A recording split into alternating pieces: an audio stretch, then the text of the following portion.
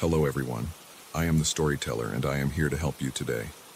I know you use this video to fall asleep, so before that, like the video and subscribe to the channel. Also, where are you from and what time are you watching? Now get comfortable and relax. I felt my phone buzz at 3 in the morning. I was lying on the couch unable to sleep because my mind wouldn't shut off. I work as a real estate agent, mostly dealing with old houses that need a lot of maintenance. People hire me because I know how to market historical properties without making them seem like money pits. But that night, I was too restless to go to bed. My phone's screen lit up the dark living room. I glanced at it and saw a number I didn't recognize. It had too few digits and the format was strange. My chest tightened and I rubbed my eyes to be sure I wasn't misreading. The text said, "Do you see me?" There was an attachment. I tapped on the attachment. It was a photo of a house I was trying to sell downtown. The place had been on the market for months. It needed a new roof and the wiring was ancient, but it had these interesting Victorian details that some people love. In the photo, though, the house didn't look right. The angles were off, like the structure was warped. The windows were dark except for one on the second floor. There was a figure standing there. I couldn't make out any details, but it looked tall and still, like a statue. I felt my skin prickle. A chill passed through my arms. I immediately checked the time. It was 3:02 a.m. My heart was beating faster than usual. I decided to block the number, but my hands were trembling, and I dropped my phone on the coffee table. I grabbed it again, fumbled with the settings, and pressed block. I tried to forget about it. I forced myself to lie down and stare at the ceiling until I drifted off. In the morning, I woke up feeling stiff. I got dressed and went to my office. The building is small, just me and a receptionist. I made a cup of coffee and tried to concentrate on the listings in my computer. I kept glancing at my phone, half hoping there wouldn't be another message. Around 9, I decided to do a reverse lookup on that number. I'm no tech wizard, but I know some websites that let you check phone records. I typed in the weird number. The result said it was invalid or disconnected. That didn't surprise me. Then I found an old newspaper reference to that same number from about 50 years ago. It said it had belonged to a small local business that handled antique furniture restoration. It closed decades ago. The phone line should have been long gone. My breathing went shallow. I felt sweat forming on my forehead. I told myself it must be a prank. Sometimes bored people find ways to mimic old caller IDs or something like that. I went back to my listings, tried to schedule a showing for a different property, and got lost in phone calls. By noon, I had almost convinced myself to ignore the strange text. I had enough to worry about. My sales numbers had been dropping, and I needed to close a deal soon to stay afloat. After lunch, I grabbed my jacket and drove out to that Victorian house to meet a potential buyer. The place sat on a quiet street filled with older homes. The yard was overgrown, with weeds poking through the sidewalk. I stood on the cracked porch steps, waiting. Nobody showed up. I tried calling the buyer, but it went straight to voicemail. I found myself staring at the second-floor window. In daylight, the house looked normal enough. The paint was chipped and the shutters were loose. I unlocked the front door and went inside. The interior smelled musty, like old wood and stale air. I walked through the empty rooms, checking for any signs of vandalism. It was quiet, except for the hum of distant traffic. I paused in the living room. The floorboards creaked under my shoes. I remembered the figure in the photo. I felt my stomach knot. I realized I was holding my breath. I swallowed hard and forced myself upstairs. The second floor had 3 bedrooms. 2 were empty, but the third had some leftover furniture from a previous owner. A dresser and a sagging mattress on the floor. The window overlooked the street. I stepped closer and stared outside. The sun was bright, and the breeze rustled the branches on an old oak tree in the front yard. Everything seemed normal.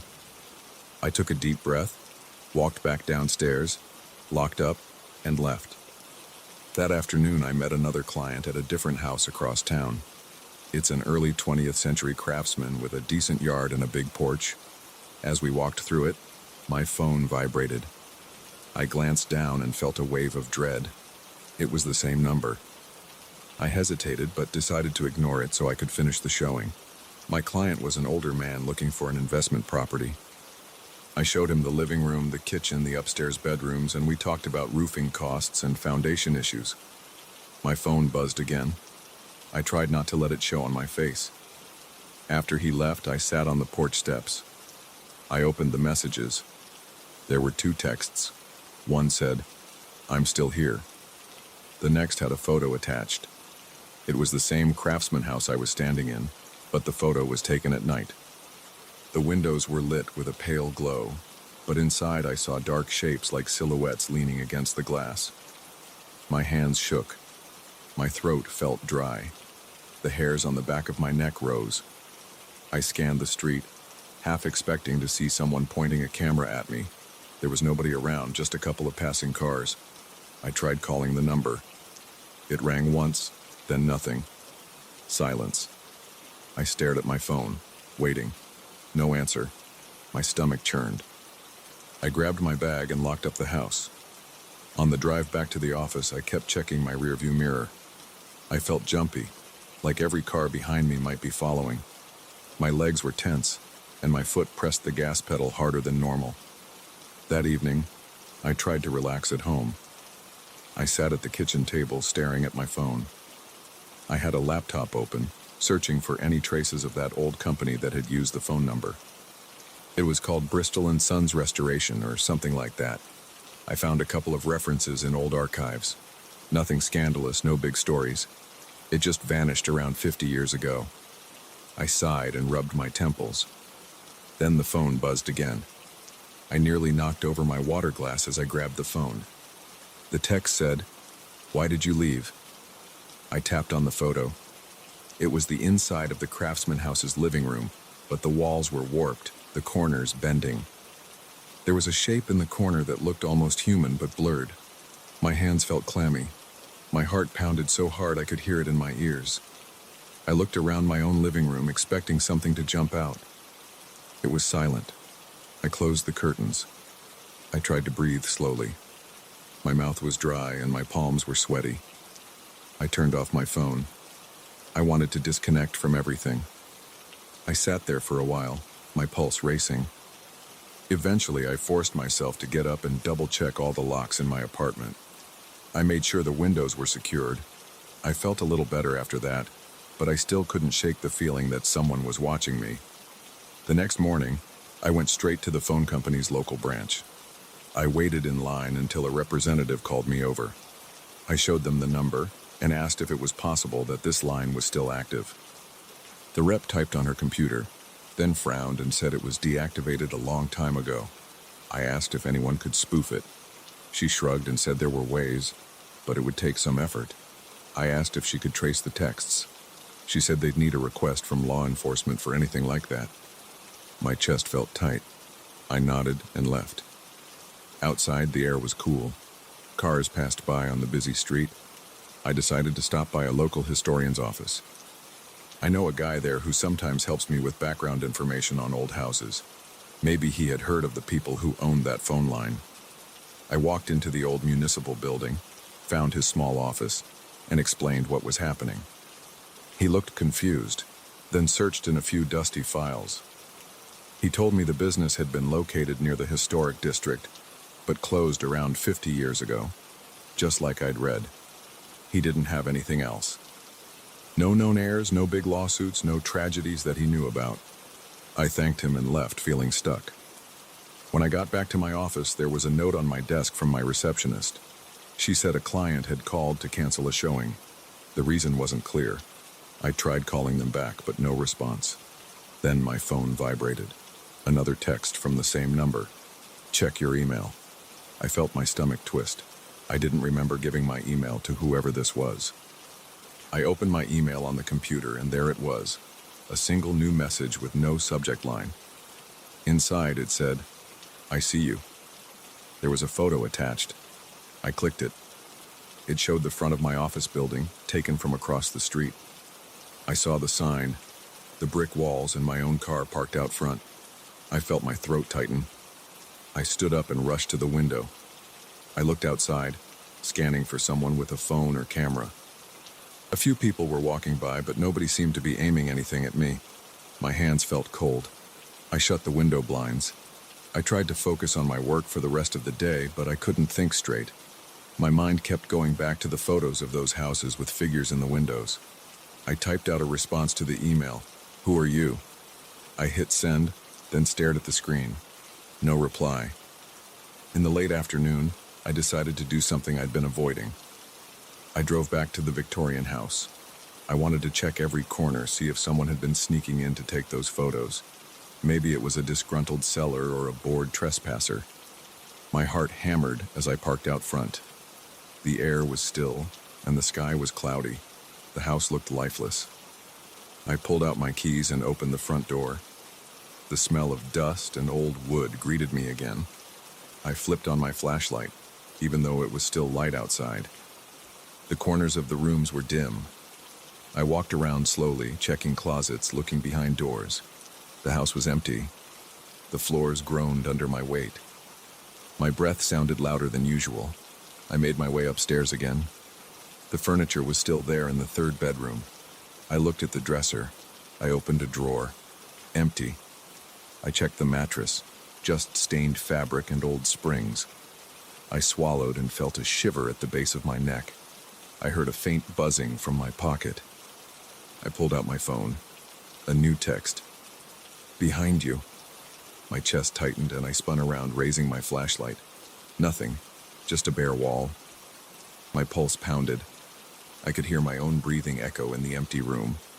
I stepped into the hallway, shining my flashlight into every corner. Nobody was there.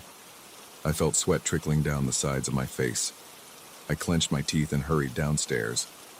I stepped outside, slammed the door shut, and locked it. I stood on the porch, gulping in fresh air.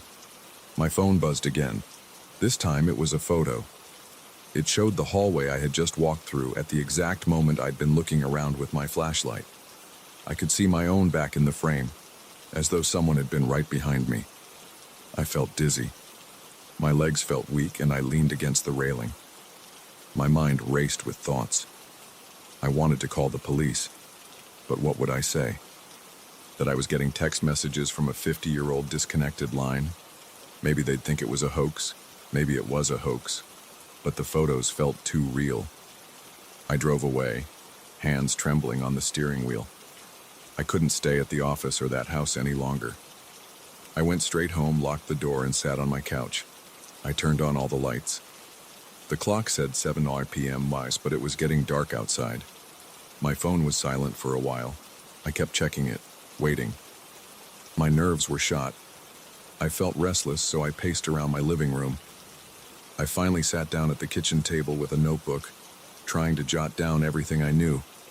The text messages, the photos, the houses involved, the old phone number.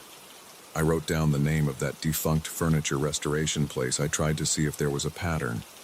Each property was at least 80 years old. They all had some historical significance. None of them had sold yet. And each photo showed shadowy figures or a warped version of the house.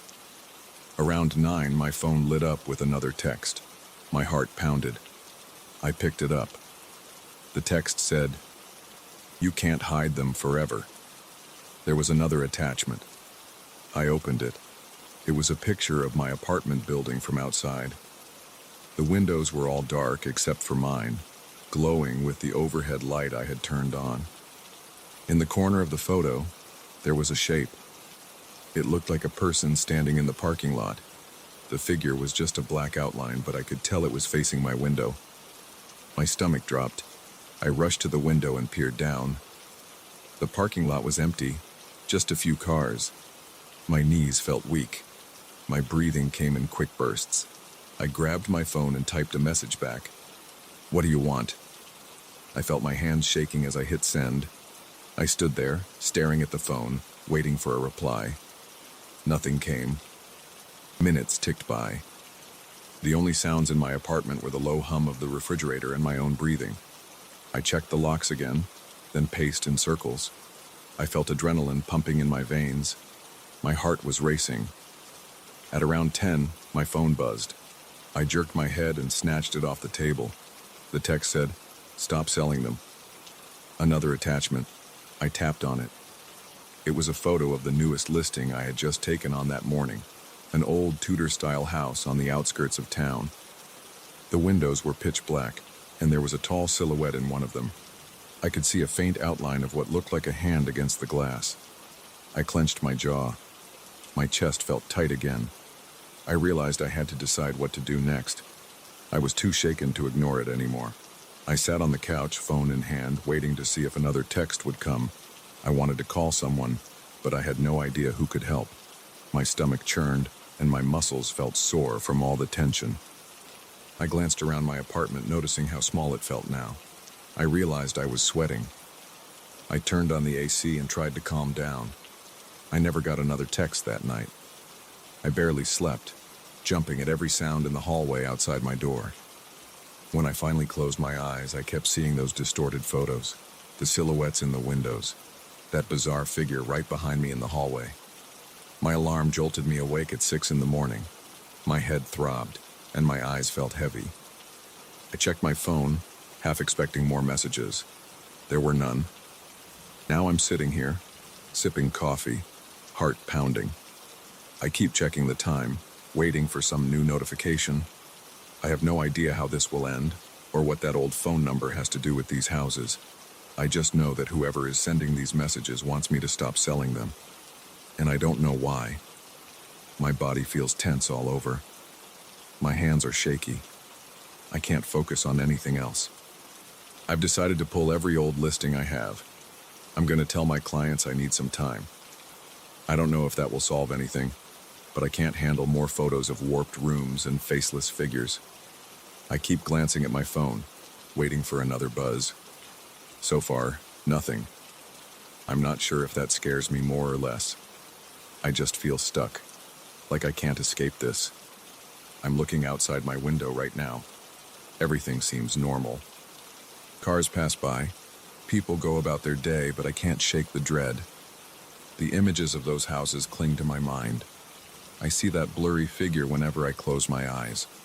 My back still tingles where I imagine someone standing behind me. I don't know what happens next. I only know I'm done with old properties for a while. Maybe I'll try to sell condos or commercial buildings instead. I don't care about commissions right now. I just want this to stop. I keep checking the hallway outside my apartment door, expecting someone to be there with a camera. The air in here feels suffocating. My heartbeat is loud in my ears. This is my life now, surrounded by silent tension and the fear of one more notification. And that's all I can say. I'm just waiting to see if there's another photo, another text, another demand. My phone is on the table. It's face down. I'm too scared to flip it over. I'm bracing myself for whatever comes next. That's the whole story so far. I don't know if it ends here, but I feel like something is still watching. I can't prove it. I just feel it in the way my skin crawls, even when I'm alone. So that's it. That's everything. And I don't know what else to do.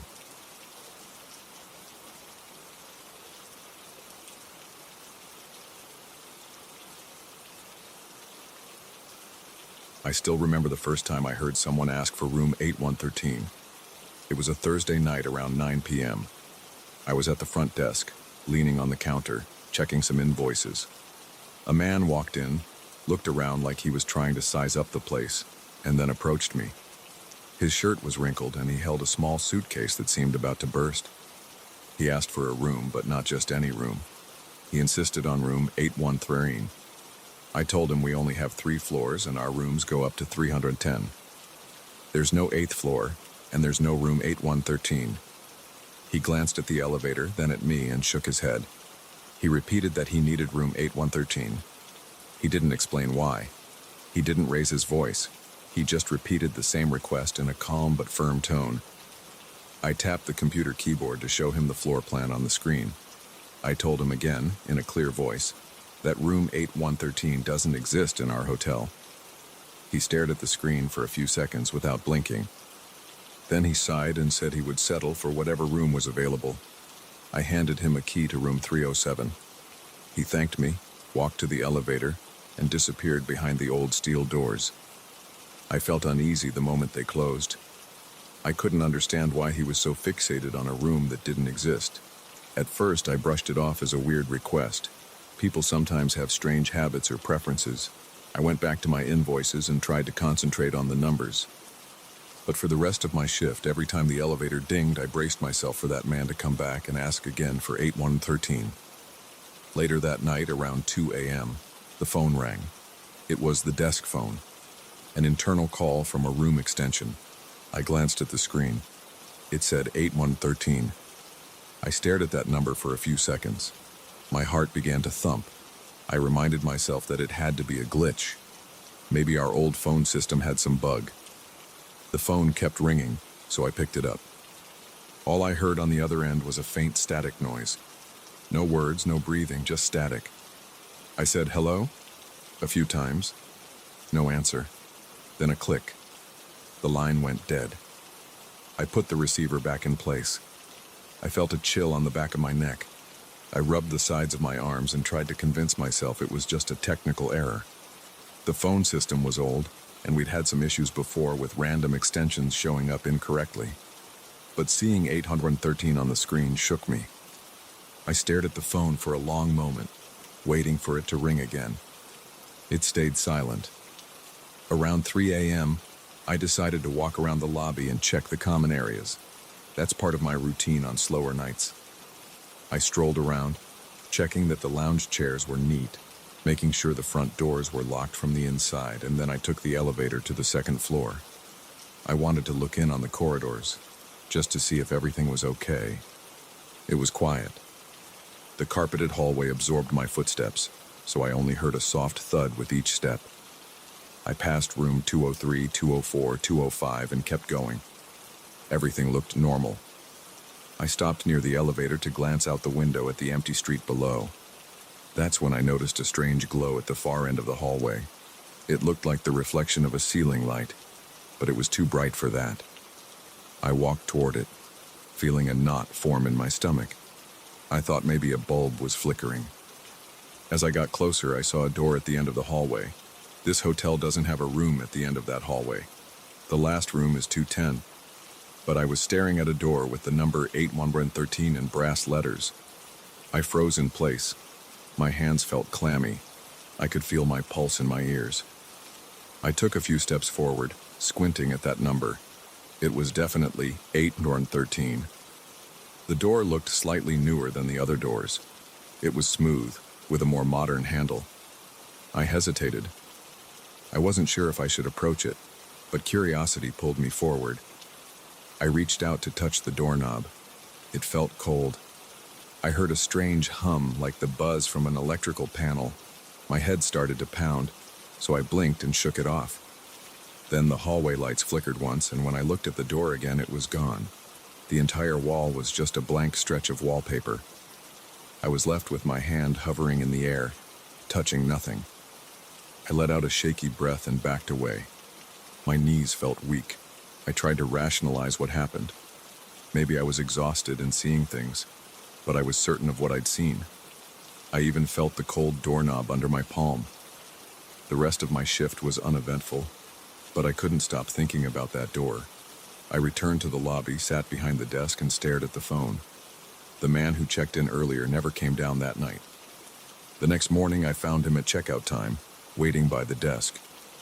He gave me his key and asked if he could stay another night. I told him we had availability, and he nodded. But then he repeated his request for 813. I said no. We don't have that room. He stayed quiet for a few seconds, then told me he'd keep his current room.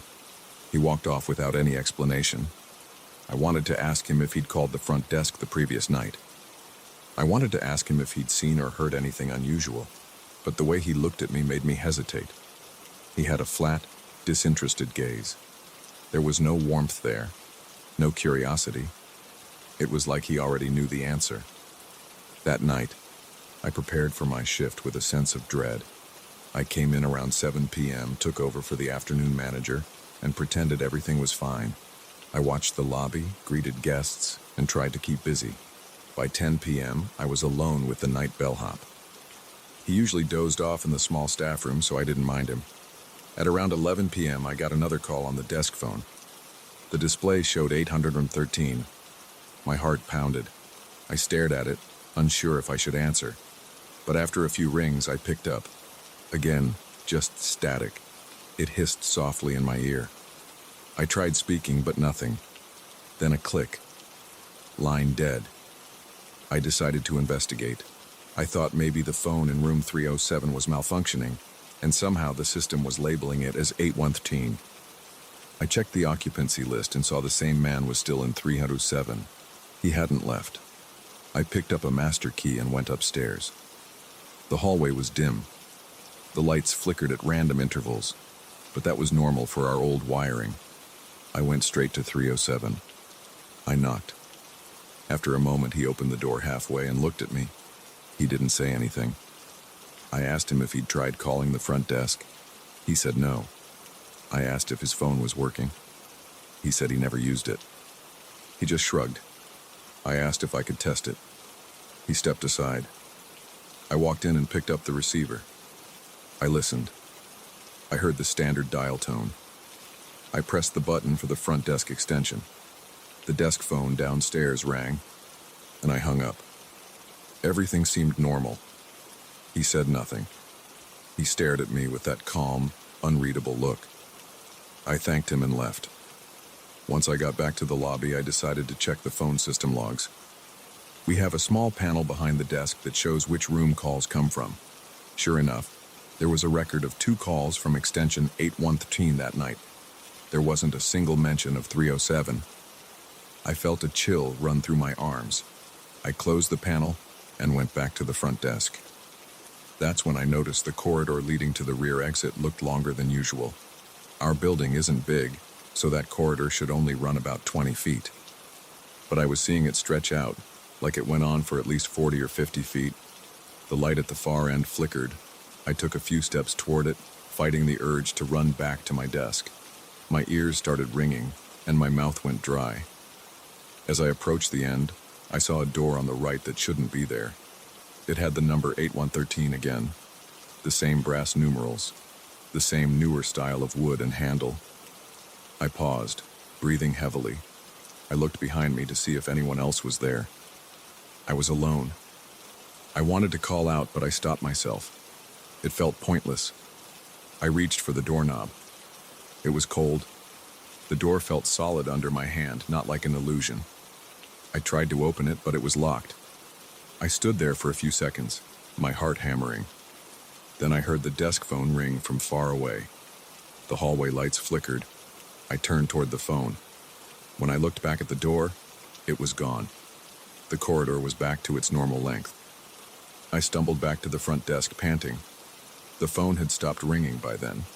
That entire night I kept seeing small changes in the architecture. Sometimes the lobby seemed to tilt slightly. Sometimes a door on the second floor shifted a few inches to the right. I'd blink and it would be normal again. My stomach churned with anxiety. I felt sweaty and restless. I tried to keep busy with paperwork, but my eyes kept drifting to the phone. It stayed quiet until morning. The next day, the same man appeared in the lobby around noon. He looked tired. There were dark circles under his eyes. He said he was checking out. He settled his bill and handed me his key. I felt the urge to ask him more about his request for 813. Something told me he knew something I didn't, but I couldn't form the words. He just stared at me for a moment, then walked away with his suitcase. I watched him leave through the glass doors. That evening, I thought maybe everything would go back to normal. The man was gone, and maybe the calls would stop. Around 10 p.m., I started to feel a headache coming on. I took a quick walk around the lobby to distract myself. The phone rang again, from extension 8113. This time I felt my blood rush to my face. I grabbed the phone and practically shouted, "Who is this?" Static. Then a strange whisper, like someone trying to speak through layers of cloth. I couldn't make out words. I waited, and then a click. Deadline again. I slammed the phone down and decided I needed to do a full check of every floor. I couldn't rest until I proved to myself that 8113 wasn't real. so I took the elevator to the third floor. I paced up and down the hallway looking at each door number, 301, 302, 303, and so on. Everything was normal. I moved to the second floor. Same routine. Everything seemed fine. I stood near the elevator, waiting, feeling the old carpet under my shoes. A slight buzzing sound came from the lights overhead. Then I spotted a door at the very end of the corridor. It was 813 again. I marched over, determined to open it this time. My heart pounded in my chest, and I could feel my lips trembling. The door felt solid. I pulled out the master key. The lock turned, but when I pushed, the door wouldn't budge. It felt like something was blocking it on the other side. I leaned my shoulder against it, pushing harder. The handle rattled. Then I heard a loud thump from inside the room, like a piece of furniture falling over. My blood ran cold. I stepped back, unsure of what to do. The door slammed shut on its own, and the numbers 8113 flickered like they were made of tiny bulbs.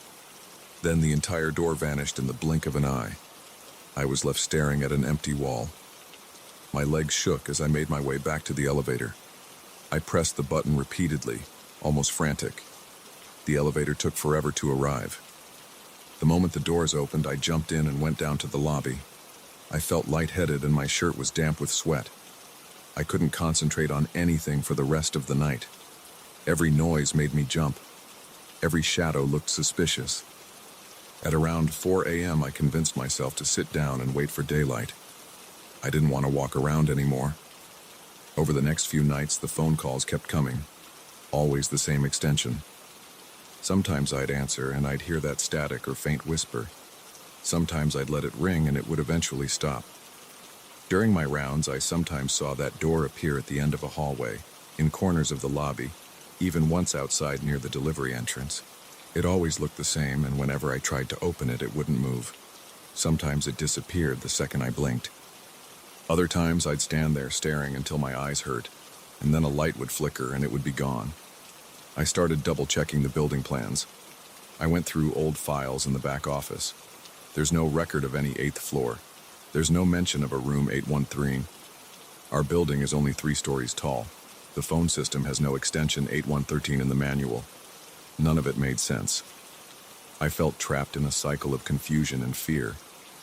I couldn't quit my job, but every night I dreaded coming in. My boss didn't believe me when I tried to explain. He said I was overworked. He told me to take a vacation if I needed it, but I couldn't walk away. I kept telling myself I had to figure out what was going on. Eventually, the phone calls slowed down. By the 4th week, I only got 1 call a night. Then they stopped entirely. The door sightings also became less frequent. I only saw it once every other night, and it always vanished before I could get close. After about 2 months, it stopped appearing altogether. I started to relax. I tried to push it out of my mind. I forced myself to believe it was over. Then, late one night, I was alone in the lobby, reading the shift notes. It was quiet. No guests were wandering around. The phone hadn't rung in hours. I suddenly felt that cold sensation behind my neck again. I turned around and saw it. There, right behind the front desk, where the manager's office door should be, was a door with the number 8113. It looked freshly painted. The handle gleamed under the fluorescent light. My heart pounded so hard I thought it would burst. I considered running. I wanted to run, but I felt drawn to it. I stepped toward the door, my palms sweating. I rested my hand on the doorknob. It was cold. I hesitated, then turned the knob slowly. It opened a crack. I heard that faint buzz from inside. I leaned forward, peering into the dark. My stomach twisted and I felt a wave of nausea. Then the door slammed shut on its own, nearly catching my hand. I jumped back.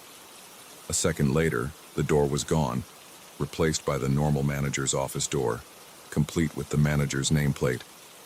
I stood there, breathing heavily, feeling my heart race. I glanced at the phone. It was quiet. I backed away, not sure what to do. My entire body was shaking. My mind raced. but I couldn't think of any logical explanation. I realized in that moment that whatever is behind room 814, I'll never fully understand. It shows up, then it disappears. It calls me, but offers no reason. I still work at the hotel. I go through the motions every night, checking guests in, answering calls, doing my rounds. Sometimes, out of the corner of my eye, I catch a glimpse of a door with the number 8113 down some hallway or near the stairwell. Whenever I try to look directly at it, it flickers out. I don't talk about it with anyone anymore. Nobody believes me anyway. But I know what I've seen. I know what I keep seeing. And every time the phone rings in the middle of the night, my hand trembles before I pick it up. Because I never know if it's coming from a room that shouldn't exist. And maybe, just maybe, one night, I'll open that door all the way. And I'm not sure what I'll find if I do.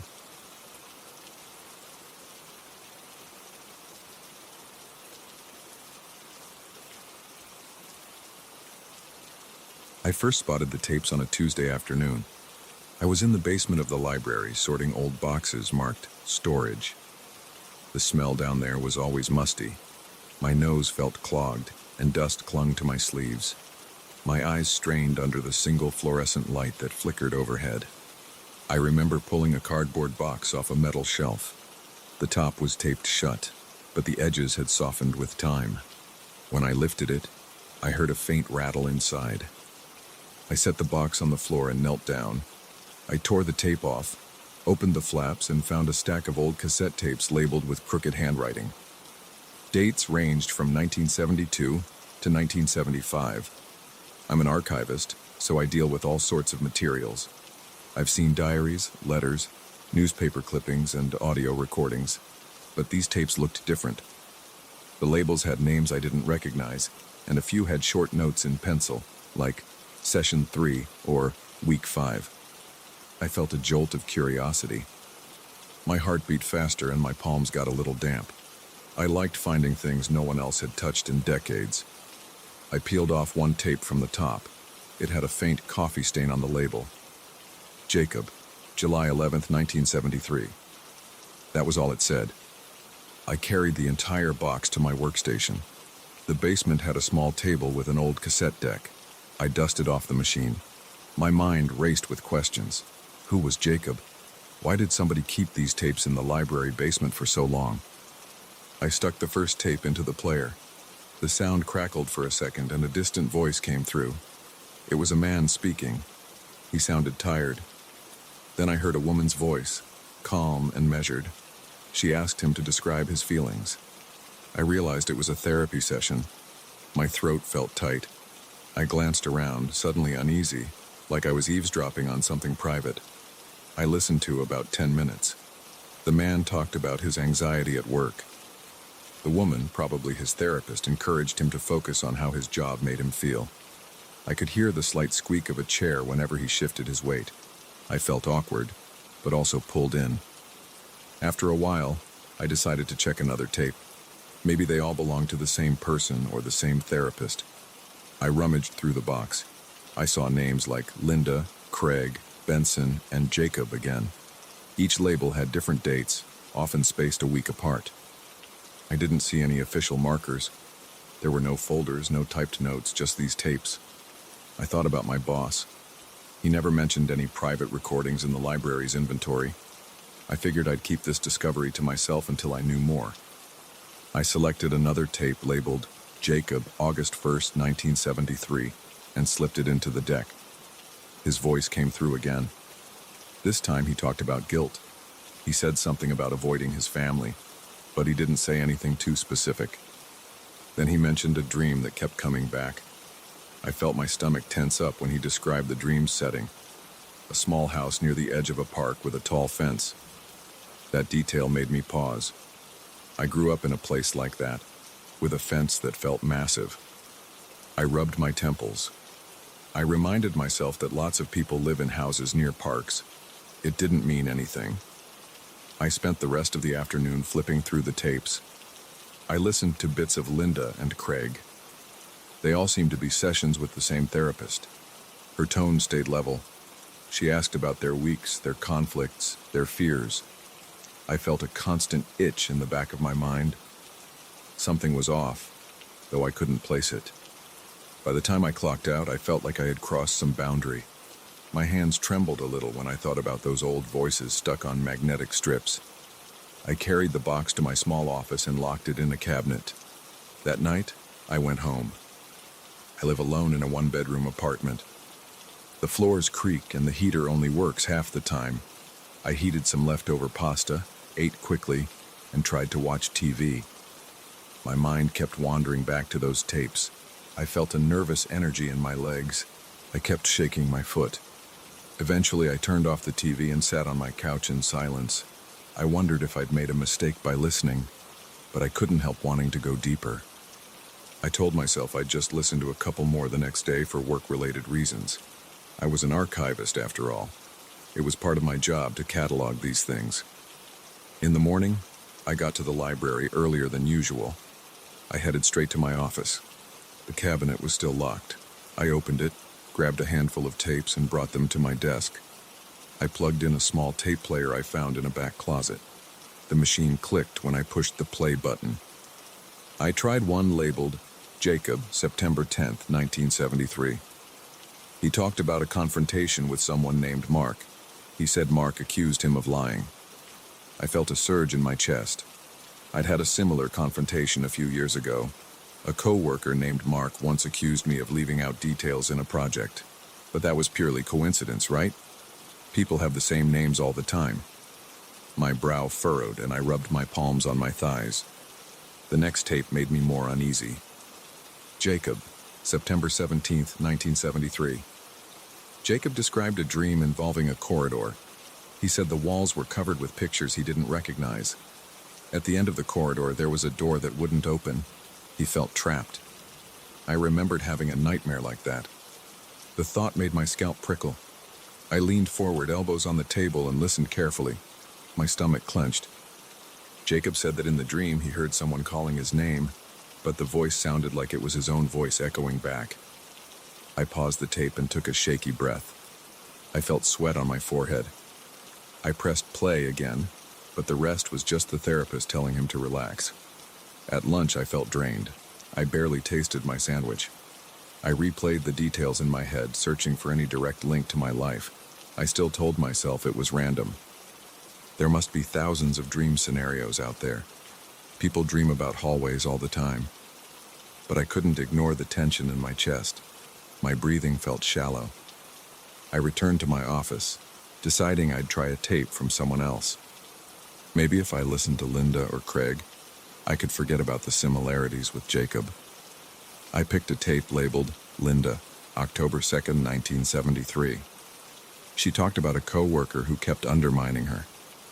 She described the exact dynamic I had with a colleague named Sabrina. I felt a chill go up my arms. Her story included a detail about a broken elevator that forced them to use the stairs every day. That happened in my building last year. I stared at the tape deck. My pulse pounded behind my ears. My thoughts raced. How could these tapes from the 1970s mirror my experiences? I took a deep breath and replayed the segment to check if I misheard. It was clear. She said she got stuck in that elevator, had to call maintenance, and then spent the next week walking up 4 flights of stairs. My mouth went dry. I tried to steady my breathing by counting to 10 in my head. I closed my eyes for a second, feeling the weight of the air around me. I decided to look for clues about the therapist. Maybe I could figure out who she was. I rummaged through the storage boxes. I found a small notebook tucked into the corner of the box. It had some scribbles, appointment times, random phone numbers, dates from the 70s. Nothing pointed to a specific name or location. The therapist's voice was calm, direct, and a little raspy. She sounded older, but I couldn't be sure. I checked old library records. There was no sign we had any partnership with a therapist back then. I found no reference to these sessions in our catalog. I couldn't focus on my normal work. I spent days listening to more of the tapes. I jotted down every detail that matched my life. It felt like a puzzle. Each time I recognized something, my heart rate spiked, and my breath got shallow. My back muscles got tight, and I had to stand up and stretch every half hour. The tapes were all from the early to mid-70s. The voices belonged to different people. Sometimes they talked about the city, about jobs, about relationships. I caught references to a building on Maple Street that sounded like the place I used to live. A man on a tape from 1974 mentioned a library with tall, narrow windows that sounded exactly like mine. I listened to that part 3 times, my eyes fixed on the tape deck.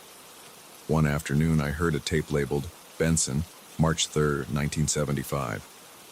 He described tension with a supervisor named Clark.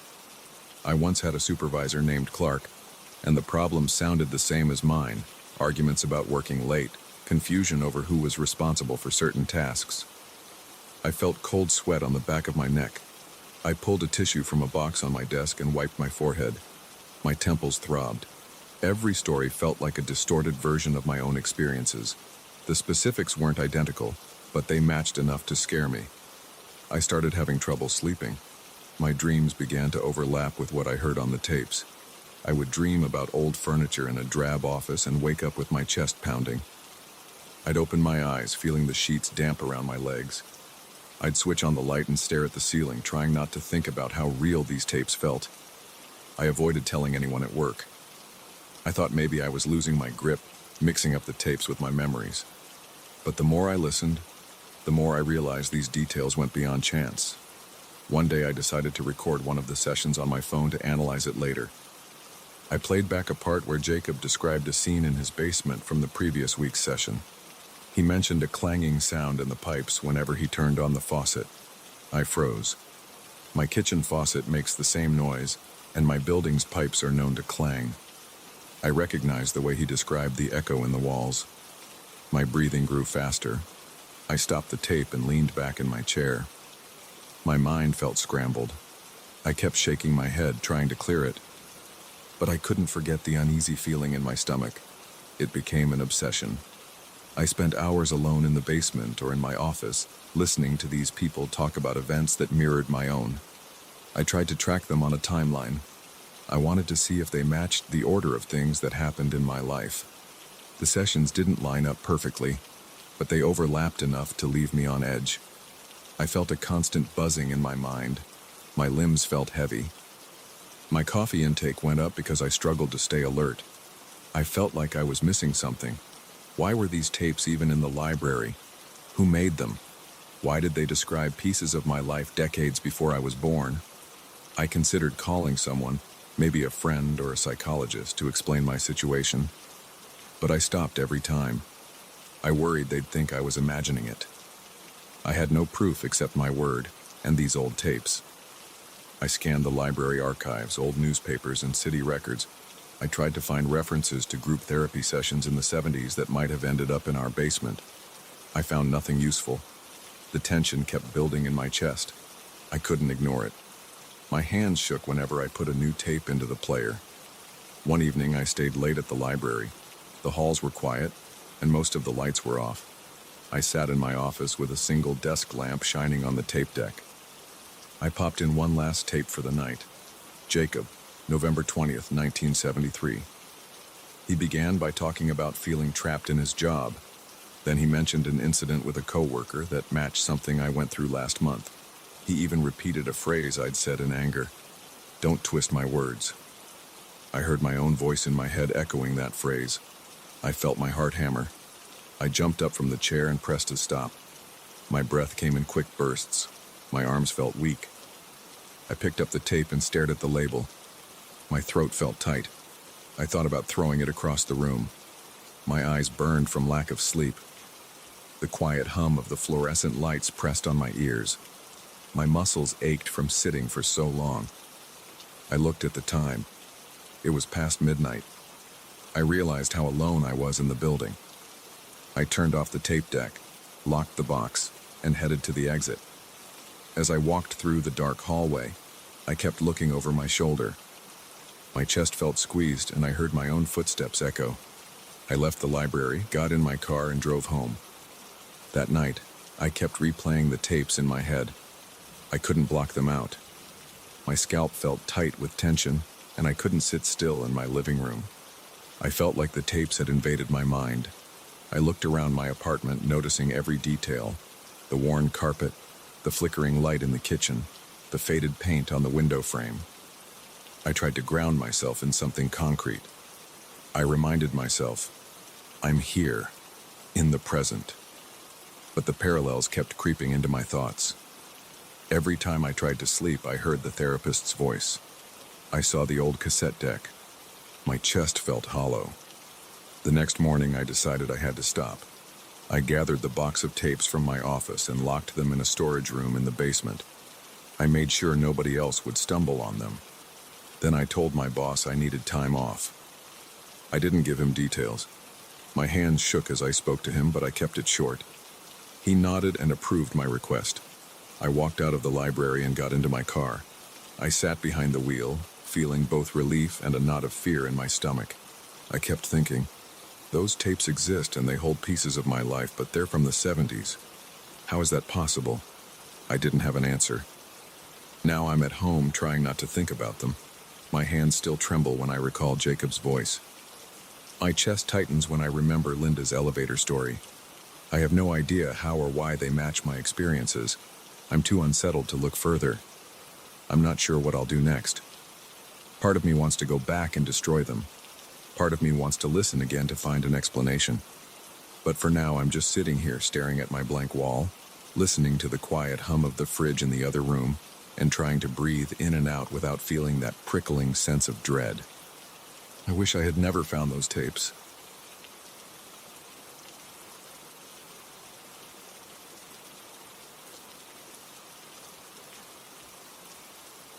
I'm going to be honest. I had zero intention of stopping there. The place looked like a ghost town from half a mile away. Boarded up windows, sagging rooftops, rusted cars on the side of the road. The maps on my phone said nobody lived in that town anymore, and I believed it. Still, I'd been driving for hours. I needed a break. Something in the back of my head told me it was a bad idea, but I pulled off the highway anyway. It was getting late, and I was tired. I thought I'd just stretch my legs, maybe find a spot to rest and get back on the road first thing in the morning. That didn't happen. I drove down the main street, which had a cracked asphalt surface with weeds pushing through. Most buildings had shattered windows or plywood nailed across. The gas station at the corner looked completely gutted. No pumps, no sign, just a battered canopy. I saw an old sign that said "Welcome," missing half its letters. I almost laughed at how bleak it looked. The sun was setting and the light hit everything at an odd angle, making shadows stretch across the ground. There was a feeling of emptiness around me, like the place was stuck in time. I parked my car in front of what might have been a diner. The windows were grimy and the door hung off a hinge. I got out of my car and stretched. The air smelled stale, like dust and old wood. My shoulders were stiff from driving too long. I didn't see any sign of people, so I checked my phone. It still said the area was abandoned. I didn't have much signal, but enough to see that the nearest motel was an hour away. I thought about leaving. I really should have, but I wanted to look around for a minute. There's a kind of odd curiosity that comes with seeing a place like this. You start wondering why everyone left. What happened? Sometimes you just want to find a clue about the past. The sun dipped below the horizon, and the sky turned a dull red. I walked around the block, passing crumbling storefronts, old signs on the ground, and piles of broken bricks. Everything was silent except for a light breeze that kicked up dust. I checked one building, pushing the door open. Inside, there was an empty space with a few overturned chairs and tables. It looked like it had been a small town office or maybe a shop. There wasn't much to see. I stepped back outside, feeling a chill as the temperature dropped. I remember the first strange moment came when I noticed a faint glow from a window across the street. It was soft, kind of like a lamp in another room, but I couldn't see the source. My heart thumped a little faster. The map had told me nobody lived there. I walked closer to get a better look. The window was too dirty for me to see inside.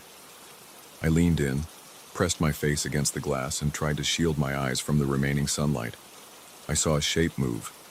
It was just a shadow, a silhouette. It passed by quickly, but it was definitely human-sized. I immediately knocked on the door. It rattled but didn't open. I waited, feeling the hairs on the back of my neck stand up. No one answered. I tried the handle. Locked. I walked around to the side alley, stepping over random debris. No door there, just boarded up windows. That's when I noticed more lights turning on in other houses further down the street. It wasn't bright like city lights, just a dim glow that barely showed behind curtains or boarded windows. It looked like an entire neighborhood coming to life after dark, but I didn't hear any voices or see anyone outside. I felt uneasy. My gut told me to get back in my car and leave, but my curiosity started to take over. I wanted an explanation. Maybe squatters lived there. Maybe there was a small community the internet didn't know about. My mind ran through all kinds of possibilities, but none felt right. It didn't look like people trying to keep warm with flashlights or lanterns. It looked more organized, like each house had its own faint light. I decided to keep exploring. I walked down the main road, passing houses with peeling paint and broken fences. The sun was gone now, and I needed my flashlight to see where I was stepping. Every few seconds, I'd check a window. Sometimes I'd see a flicker of movement inside. Sometimes I'd just see a faint glow. My mouth went dry, and my palms got sweaty. I kept looking over my shoulder, expecting someone to jump out. Nothing happened. When I got close to a small, two-story house, I heard something like footsteps inside. It was a slow, rhythmic sound. I pressed my ear against the front door, holding my breath. The footsteps stopped. I stepped back, my heart hammering in my chest. I wanted to call out, but my voice caught in my throat. I walked around the side, careful not to make noise. There was a window that wasn't fully boarded. I stood on my toes and peeked in. A figure moved across the room. I could only see it in profile. It looked like a man wearing an old jacket, but the details were tough to make out in the dim light. He seemed to be pacing. Then he disappeared into another room. I tried to see where he went, but the angle was bad. I swallowed hard, feeling my heartbeat pounding in my ears. I decided to knock on the side of the house. I rapped on the wood with my knuckles. "Hello?" I said in a low voice. No response. I felt a wave of panic surge through me. Every instinct said to leave, but I took a step back to reevaluate. I told myself, maybe they just didn't want to talk. Maybe they were scared of strangers. But why would they hide in a place the whole world thought was abandoned? I took a deep breath and moved on. My mind was racing, but I tried to stay calm and gather as many details as I could. As I walked further, I noticed my legs shaking a bit. The dust under my boots kept crunching, and every time I heard that sound, I got more jumpy. I kept glancing to my left and right, feeling watched. Lights were glowing behind windows all along the block now. It gave me this suffocating feeling, like I'd stepped into another version of reality where everything looked the same but felt wrong. My stomach tightened, and my throat felt scratchy. My mind jumped to the thought, who are these people? Are they even people? I tried to open a few more doors. Most were locked or jammed. I found one that opened into a hallway full of overturned furniture. I stepped inside, shining my flashlight around. The floor creaked under me, and I caught a whiff of mildew. The wallpaper was peeling, and the ceiling had water damage. I could hear a faint hum from somewhere deeper in the house, like an electrical buzz. I followed the sound until I reached a small living room area. In the corner, there was a dusty TV on a stand. The screen glowed faintly, but there was nothing on it, just static. The hum was coming from that TV, like it was on but not getting a signal. My skin prickled at the sight of it. I walked up and pressed the power button. The screen went dark and the hum disappeared. I exhaled, realizing I'd been holding my breath. Who turned that on? And why? I felt like I was trespassing in someone's home, so I decided to get out of there. I turned to leave, but then I heard a scraping sound from the second floor. It was soft but deliberate. I froze, my flashlight shaking in my grip. I called out, "Is someone here?" No answer. I took a step toward the stairs, but something in me screamed not to go up. My arms felt heavy. My heart thumped hard enough to make my chest hurt.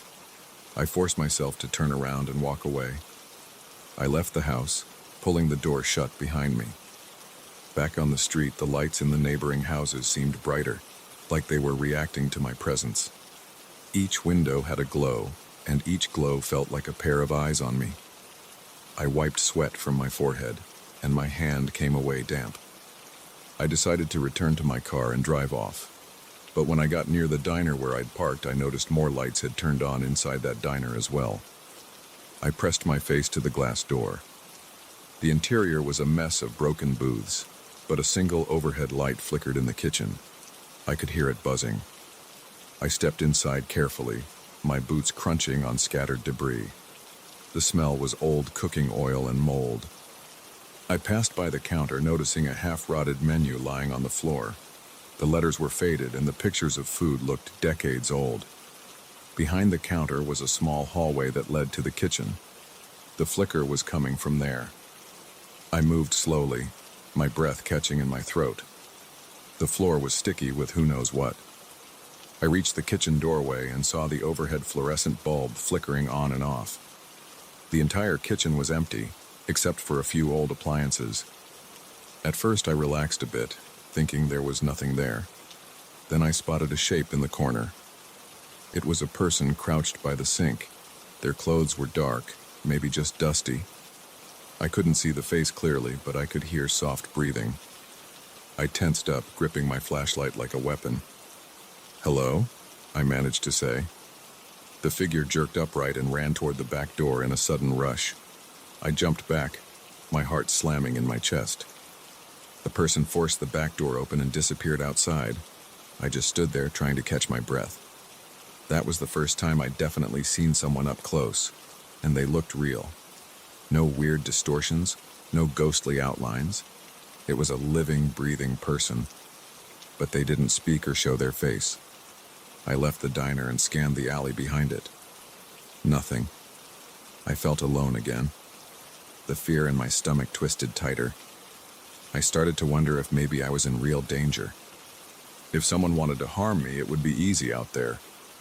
There were too many corners, too many shadows. The streets felt hostile. The houses loomed over me like silent watchers. My eyes were getting tired, but I kept checking every window, every door, for signs of movement. I couldn't take it anymore. I decided to leave. I walked briskly to my car, trying not to break into a run. My hand shook as I reached for the door handle. That's when I noticed footprints in the dust near the driver's side door. They weren't mine. They were smaller, maybe from someone wearing sneakers. They led around the car, then disappeared. My ears pounded with my pulse. I yanked my car door open and jumped in. I locked the doors, started the engine, and looked around. The street was still empty except for the glow from the windows. I put the car in reverse and pulled away from the curb. As I drove through the main street, every house I passed had that faint light. I caught glimpses of shadows through windows, some passing by quickly, some standing still. I didn't roll down my window. I didn't slow down. I just wanted out. The entire time, my brain kept cycling through questions. Who lived there? Why hide? Why not say anything? Once I reached the edge of town, the light started fading in my rearview mirror. I felt a sense of relief. My body still shook with adrenaline. When I hit the highway, I let out a long sigh and realized how tense my muscles were. My phone lit up with better reception. I tried searching for more information about that town, but all I found were the same notes that it had been abandoned decades ago. No mention of squatters, no mention of restoration efforts. I ended up driving another hour to a roadside motel, where I checked in. My hands were unsteady as I filled out the form. The guy at the front desk asked if I was okay. I just nodded. In my room, I couldn't sleep. Every time I closed my eyes, I saw that silent figure in the diner's kitchen or the silhouettes crossing behind grimy windows. I felt an urge to turn around and go back, but my fear kept me in place. I stayed up all night scrolling through any obscure forum or article I could find. Everything said the same thing. The town was abandoned due to economic collapse or some environmental hazard. The official record stopped decades ago. No updates, No reports of anyone moving back. Yet I saw those lights, and I heard those footsteps. I even came face to face with that person in the diner. I knew I wasn't imagining it. That's why it's been on my mind non-stop. I can't accept not knowing. My skin crawls when I think about that place lighting up at night with all those silent people. I don't know if they're survivors, squatters, or something else. But I can't shake the feeling they were aware of me, tracking my movements, watching me pass by, waiting for me to leave. It's got me on edge. Sometimes I hear that buzzing sound from the TV in my dreams. Sometimes I wake up in a sweat, sure that someone is standing outside my window. I can't let it go. I've already started planning another trip out there. I need to figure out what's happening. Every bone in my body says it's a mistake, but every thought in my head screams that I can't rest until I get answers. Next time, I'll bring more supplies. I'll bring better lighting. I might try to find a way into those houses without causing a scene. I want to see them up close and maybe talk to whoever's inside. If there's a whole community living in secret, I need to understand why. And if it's something else, something I can't explain with normal logic, then I need to witness it firsthand. I know it sounds crazy. I know it's not safe. But that place got under my skin. It's all I think about now. I can't move on with my life until I solve this. I keep remembering how the lights turned on one by one, as if they were responding to the darkness or my presence. I remember how the silhouettes moved, slow and deliberate, always just out of sight. I remember how that person in the diner bolted away before I could say anything else. There was no fear in their posture, more like annoyance that I'd caught them off guard. That's the image that sticks with me. Someone crouching in a corner, waiting for me to pass. I'm not sure what I'll do if I actually meet them face to face and they decide they don't want me around, but I can't keep wondering. I'd rather face the truth, even if it's bizarre, than keep picturing those glowing windows and unanswered questions. The only way to find out what's really going on is to go back, and that's exactly what I plan to do.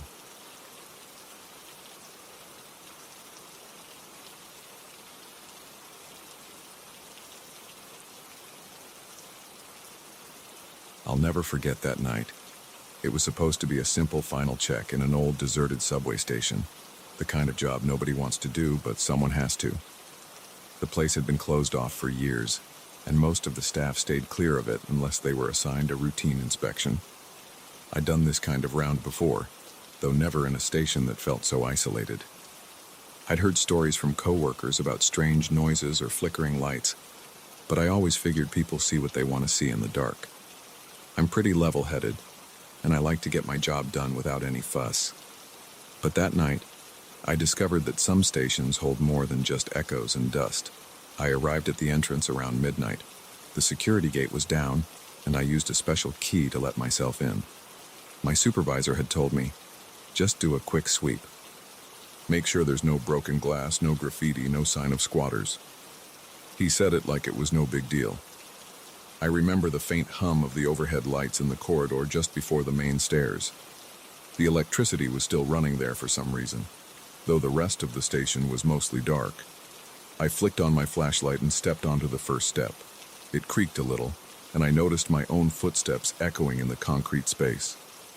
Everything seemed normal, just a bunch of stale air and grime.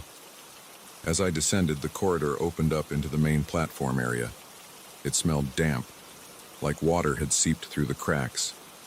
The floor was made of old tiles, chipped in some places, and the walls were covered in those dull white ceramic squares that reflect a bit of light. My flashlight beam moved across the floor, then up along the walls. I glanced around and saw the usual stuff. A few torn posters, a broken vending machine in a corner, and some scattered trash that was probably older than me.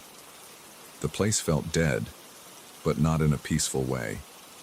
More like an unease that hangs in the air. I heard a distant drip of water, and it echoed so much it sounded like someone tapping.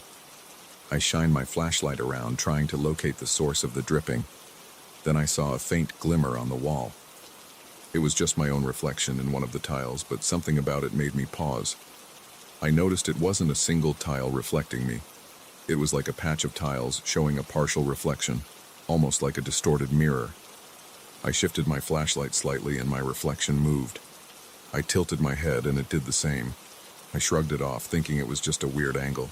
I kept walking. My footsteps scraped against dirt on the ground, and I stopped every now and then to check for cracks in the floor. My job was to note any structural damage or hazards. The station had been out of service for years, so I half expected to find some major problems. But other than the obvious neglect, it all seemed stable enough. I jotted down a few notes on a clipboard. Broken tile near stairway, graffiti in the second corridor, water leakage near the far end of the platform. It was straightforward stuff. Every so often I'd look up and catch my reflection again. But then I started noticing something odd. Sometimes it looked like there was more than one reflection. I'd see a shape that might have been a shoulder or a head in the corner of my eye, always on the tile. But when I'd turn my flashlight directly at it, I'd see nothing but the empty corridor or platform. I told myself I was just tired. Late shifts can do that to a person, especially in a gloomy place like that. My stomach felt a little queasy, and I tried to steady my breathing. I made my way toward the far end of the platform. The old tracks were still there, rusted and full of debris. I shined my flashlight down the tunnel, but all I could see was darkness and a few scattered bits of rubble. The air was heavy and thick, and it smelled like damp metal. I checked my watch. 12:20 a.m. I planned to be out of there by 1 at the latest. There was no reason to stick around any longer than necessary. As I started back along the platform, I heard a faint scrape. It was like a shoe brushing against the floor. My heart jumped, and I froze for a second. I listened, but the noise didn't repeat. I told myself it was probably a rat or a piece of debris shifting. Still, I felt my pulse speed up. I did a quick 360 with my flashlight. Nothing. Just the same old abandoned station covered in dust and darkness. I kept moving, but now I was on edge. I heard my own breath, short and uneven.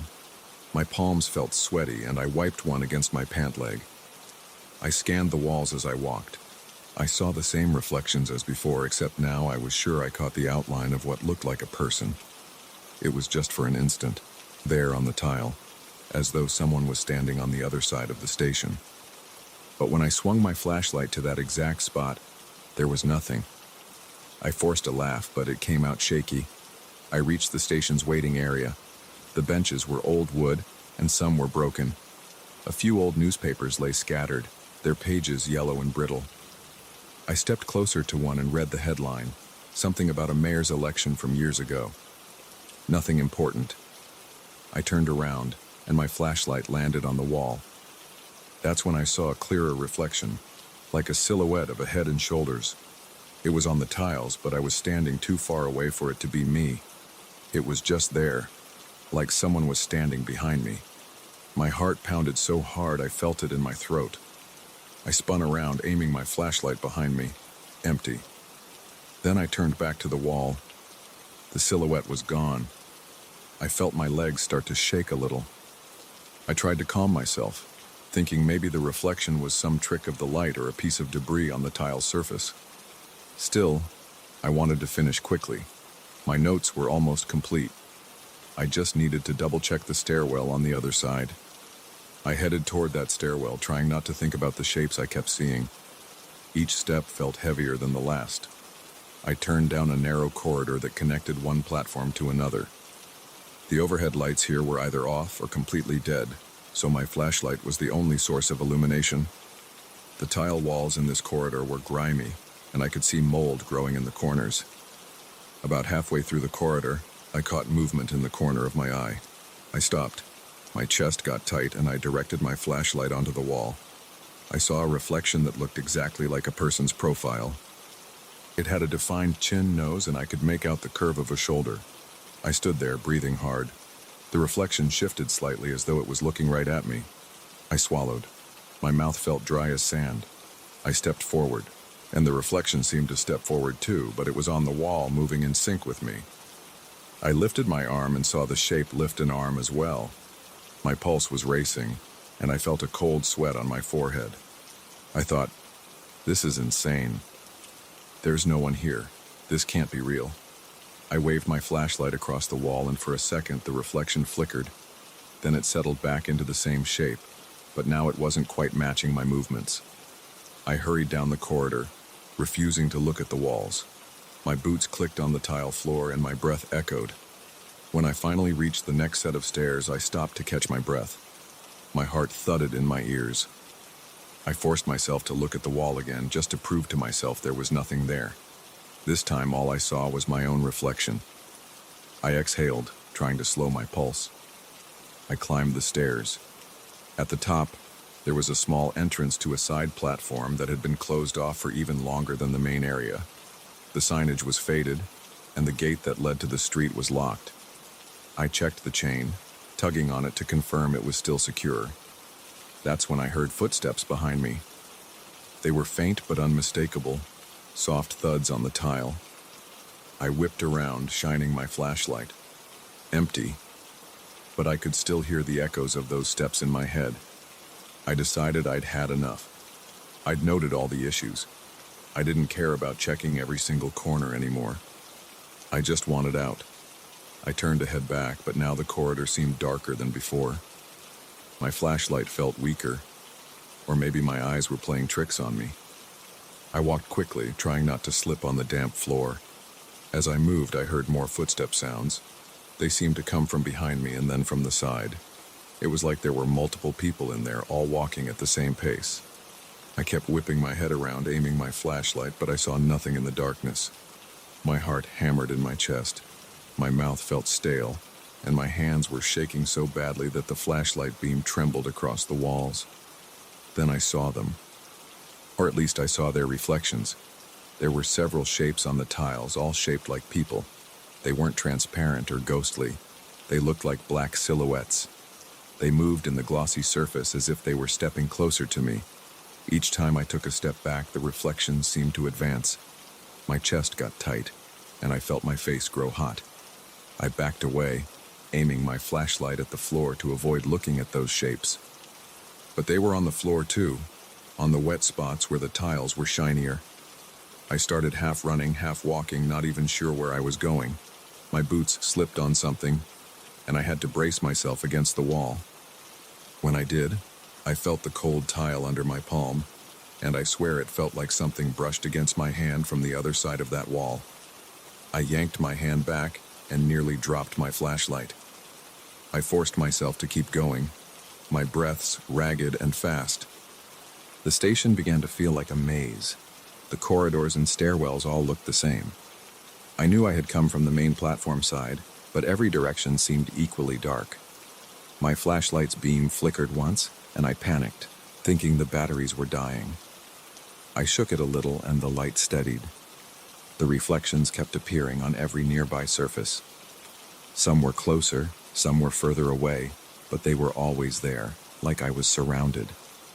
Eventually, I spotted the main stairwell that led up to the entrance gate. I felt a surge of relief. I hurried toward it, trying not to trip on the broken tiles. My breath was coming in shallow gasps, and my legs felt stiff. The echoes of footsteps seemed even louder, like a group of people marching. I forced myself not to look back. When I got to the stairs, I glanced at the wall to my right. There was a big panel of tiles, and I saw maybe 4 or 5 of these silhouettes reflected there. They were spaced out, but all were facing me. My chest felt like it was going to explode. My mind was racing with questions, but I didn't have time to think about answers. I just wanted to leave. I took the stairs 2 at a time, gripping the handrail so hard my knuckles hurt. At the top, I reached the security gate. I fumbled with the key, my hand shaking so much that I dropped it on the floor. I crouched to pick it up, and that's when I saw the reflection in the metal of the gate itself. The silhouettes were at the bottom of the stairs, moving toward me. I heard a faint scraping sound, like dozens of feet shuffling. My hands felt numb, and I could barely control my fingers as I pushed the key into the lock. I turned it, and the gate slid open with a squeal that echoed in the silence. I rushed through and slammed it shut behind me, locking it again. My breath was ragged, and I pressed my forehead against the cool metal for a moment, trying to steady myself. Then I forced myself to look back. The corridor was dark, and my flashlight beam barely reached the top of the stairs. I saw no movement now, no reflections on the walls. It was just darkness. I let out a shaky exhale. My heart was still racing and my clothes felt damp with sweat. I stepped away from the gate, moving toward the exit that led to the surface. The overhead light in that small entrance area was still buzzing, casting a weak glow. I wanted to run, but my legs felt like lead. I moved as fast as I could, each step echoing. Finally, I made it to the street-level door. I shoved it open and felt a rush of cool night air. I inhaled it like it was the first real breath I'd taken all night. Outside, the streetlights were on, and the city looked calm. I stood there for a moment, hunched over, trying to catch my breath. My entire body trembled, and my throat felt tight. I glanced back at the door, half expecting those silhouettes to appear in the glass, but nothing was there. I didn't see a single shape following me. I walked to my truck, got in, and locked the doors. My hands were shaking so bad that I couldn't get the key in the ignition at first. When the engine finally started, I sat there with the headlights off, staring at the station entrance. It looked normal from the outside, just a locked door with a warning sign about unauthorized access. A few minutes passed before I felt calm enough to drive away. My shirt was clinging to my back with sweat, and I kept feeling like someone was in the passenger seat watching me. But I was alone. When I got back to the depot, I handed my supervisor the clipboard without a word. He looked at me funny, probably because I was still shaky and pale. He started to ask something, but I mumbled something about not feeling well and headed out. I spent the rest of the night trying to process what happened. I couldn't figure it out. Part of me wanted to believe it was just my nerves, the flicker of my flashlight, and some random illusions caused by reflective tiles. But it felt too real. The shapes moved in ways I couldn't explain. I heard footsteps that shouldn't have been there. I never asked for another shift at that station. In fact, I made a point to avoid it. I told my supervisor I'd handle any other job, but not that one. I didn't care if it cost me a bit of overtime, or if I lost some points with the higher-ups. I wasn't going back. I still wonder what I saw that night. I know that place is abandoned, and no one has been stationed there for a long time.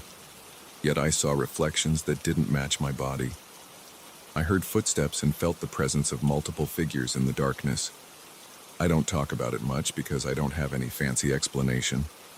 All I know is that I wasn't alone in that station, even though nobody else was physically there. And that's enough for me to stay away. I can still picture those silhouettes whenever I close my eyes. The way they seemed to converge toward me like they had a purpose. The memory makes my chest tighten, and I sometimes wake up in the middle of the night, expecting to see them in the corners of my bedroom. But they're not there. I only ever saw them in that station, on those grimy white tiles. That's the story. It's direct, and it's all I have. I was just a regular subway worker doing my job, but something else was in that station with me. They never touched me or spoke to me, and I didn't see anyone die or anything like that. But I felt cornered, and I felt terrified in a way I've never been before. I can't explain it, and I'm not going back to figure it out. If someone else wants to do the inspection next time, they can. I'm done.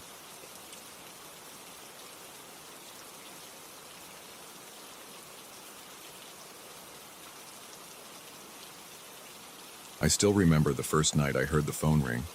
It was a little before midnight, and I was at the front desk of the old commercial building where I work. My name is Marcus. I'm a doorman on the night shift, and I've been here for years. Usually, nothing happens after 9 p.m. Most offices close around 6 p.m., and a few cleaning crews stick around until maybe 8 p.m. Then it's just me and a couple of security cameras. By midnight, even the lights in the hallways go dim to save energy. The place feels empty and quiet, and I've grown used to that. But that night, something changed. I was sitting in the lobby, leaning back in the old swivel chair behind the reception desk. The small TV in front of me was muted, showing some late-night show I wasn't really watching. I had one earbud in, listening to some talk radio, trying to stay awake. Right then, the old intercom phone on the desk rang. The noise made me jump. It wasn't a normal ring. It made a dull, buzzing sound. I glanced at the clock on the wall. Exactly midnight. I picked up the receiver and said, "Lobby." My voice came out shaky because that phone rarely rings after 10 RPM, let alone right at midnight. There was a pause, maybe 3 or 4 seconds, and then a man's voice said, "I need to deliver something to you. It's yours. You lost it a long time ago." I felt a chill run through my arms. His tone was flat and calm, like he was sure I knew what he meant, but I didn't. I had no idea what he was talking about. I tried to clear my throat. "What do you mean?" I asked. "Who is this? Which floor are you on?" Another pause. Then he said, "Come up. I'm on your floor." And then he hung up. I stood there holding the phone against my ear. I heard static and then the dial tone. I looked at the phone's little display.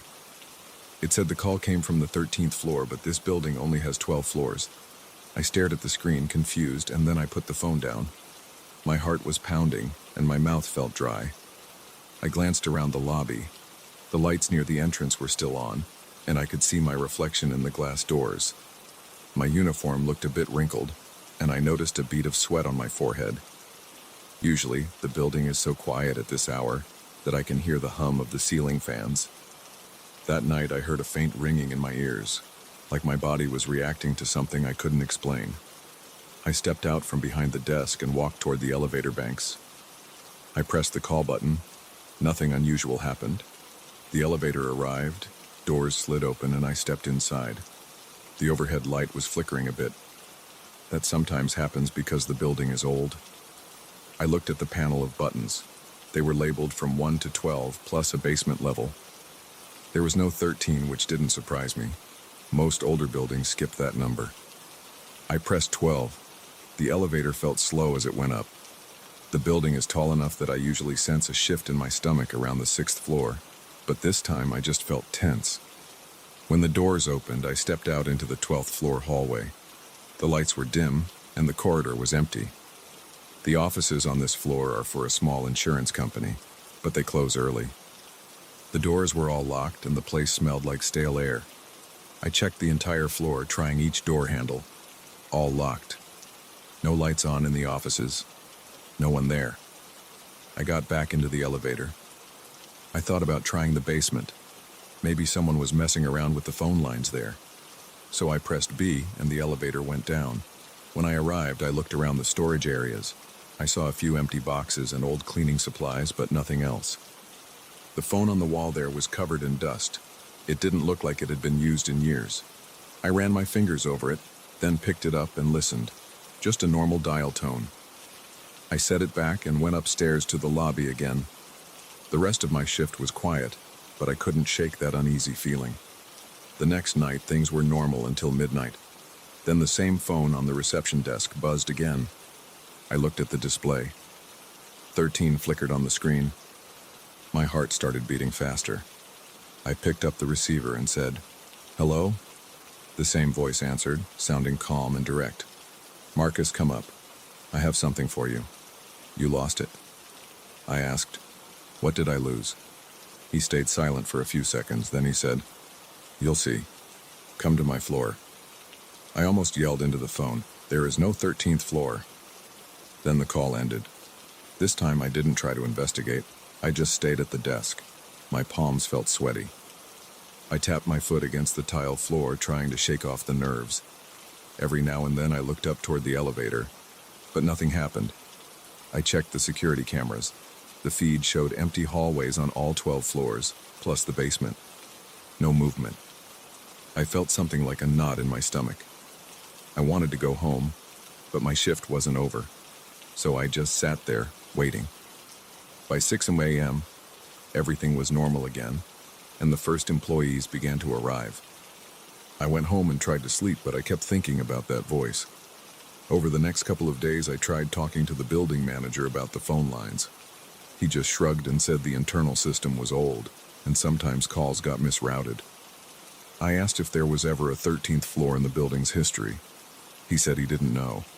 The building was built a long time ago, and the original documentation might be incomplete. He suggested maybe the phone labeling was glitching out.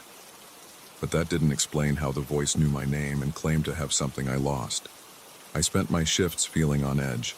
I checked the phone lines, the cameras, even walked the floors before midnight. Nothing strange happened until exactly 12 a.m. Then the phone would ring and the display would say 13. Always the same voice, always the same request. "Marcus, I have something for you. It's something you lost a long time ago. Come up." I asked who he was, but he never answered. He'd just say, "You know me." Then he'd hang up. One night, after a week of these calls, I decided to go upstairs again, just to get it over with. When the clock in the lobby hit midnight, I waited for the phone to ring. I answered it. The same voice said, "I'm waiting. Elevator's open." I felt my pulse quicken. The line went dead. I set the receiver down and walked to the elevator. Its doors were already open and the interior light was flickering. It shouldn't do that on its own. I stepped inside. The panel still showed floors 1 through 12 and the basement, but as I stood there, I saw a small glow near the space between 12 and 14. There was no 14, obviously, but the number 13 looked faint, as if it was hidden behind the metal. I pressed that spot. At first, nothing happened. Then the elevator doors slid shut. I felt the elevator moving up, but it moved slower than normal. My hands were shaking a bit. I tried to steady my breathing. I watched the floor numbers on the panel. They went 10, 11, 12. Then nothing. The elevator kept moving, but no numbers lit up. I heard the cables groan. Then it stopped with a jolt. The doors opened onto a hallway I had never seen before. The lights were dim, and the walls looked worn, like they hadn't been painted in decades. The floor had old, stained carpet. A faint smell of mold lingered in the air. It felt cold, and I sensed a breeze like a window was open somewhere. But there were no windows in sight. I stepped out carefully, leaving one foot inside the elevator. I looked around. There were 3 doors on this hallway, 2 on the left, 1 on the right.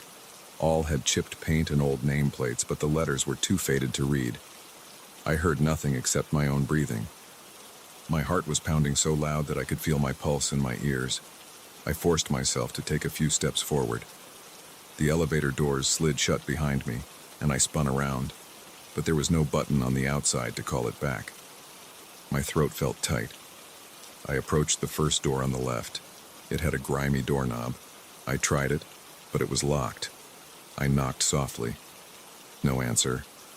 Then I moved to the second door on the left. Same thing, locked. The door on the right looked slightly ajar. I heard a faint buzzing sound from inside, like an old fluorescent light about to burn out. My palms were damp as I touched the door and pushed it open. Inside, I saw an empty room with cracked walls and a bare concrete floor. A single overhead light flickered. There was a wooden table in the center, and on it a small metal box. It was maybe 6 inches wide, with a simple latch on the front. I hesitated. I didn't see anyone in the room, but I felt like someone was watching me. The hairs on my arms stood up. I approached the table, my breath felt shallow. I reached out, unlatched the box, and opened it. Inside, I saw a ring. It was a plain silver band, a bit tarnished. I recognized it right away. It was the ring my ex-wife gave me when we were still married. I lost it years ago. I looked at it closely, noticing a small scratch on the inside. I remembered the day I dropped it in a parking lot and never found it again. Yet, here it was. I felt my stomach twist. I grabbed the ring and held it in my hand. It felt cold.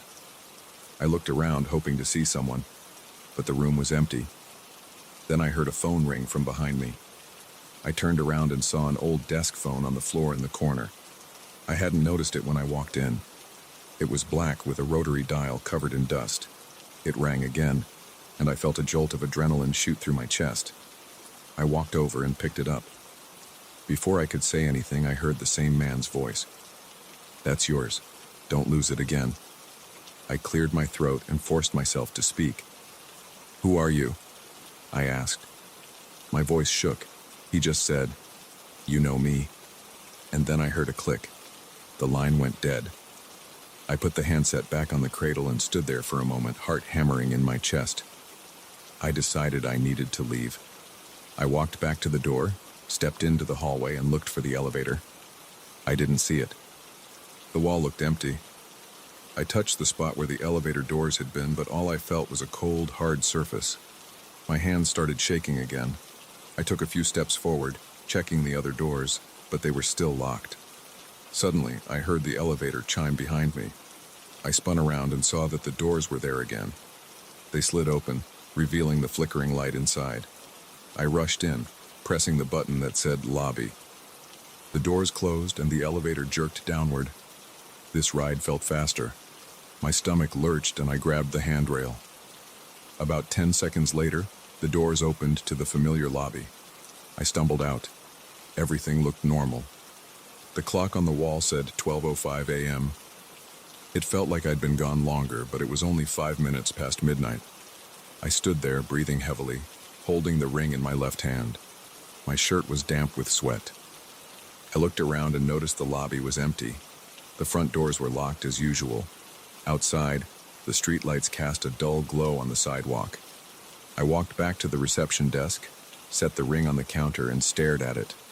I felt relief, but also confusion. I kept asking myself how this was possible. I didn't come up with any answers. For the rest of the night, I sat there, waiting to see if anything else would happen. The phone didn't ring again. By the time my shift ended, I was drained. My legs felt weak. I went home as soon as the morning doorman arrived. I tried to sleep, but I couldn't stop replaying everything in my head. The next night at work, I waited for the call, but midnight passed, and the phone stayed silent. The same thing happened the night after. It never rang again from that 13th floor. I checked the elevator panel. The hidden button was gone. There was no faint glow this time. It looked perfectly normal. I even pressed on the spot between 12 and the basement button, but nothing happened. Everything looked the way it always did. I keep the ring in my pocket now. I hold it sometimes just to remind myself it's real. The building manager has no explanation. He says the phone system might have had a technical anomaly, but nobody else got calls from that extension. Nobody else saw that floor, and I know I didn't imagine it. It felt too real. I remember the smell of the hallway, the flickering light, the cold metal box, and the tension in my chest. I remember the sound of that man's voice telling me not to lose the ring again. I still work here. I still do the night shift.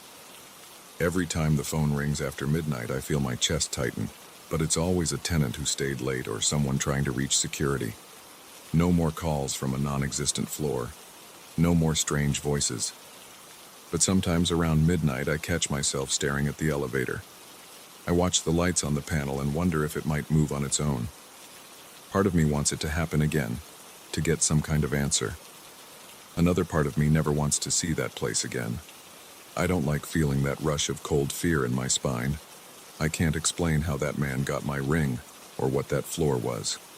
All I know is that I went there, I saw it, and I held something I lost years ago. The memory of that night feels sharp in my mind. There's no comforting explanation, but I do my job the same way I always have. I check the lobby, I answer calls, I make my rounds, and at midnight, I wait. Sometimes the phone stays quiet, and sometimes a regular call comes through from a real floor. But I'll never forget those nights when the call came from the 13th floor, telling me to come up and get back what I lost. I don't expect it to happen again, but I'm always ready just in case, and I'll never let go of that ring again.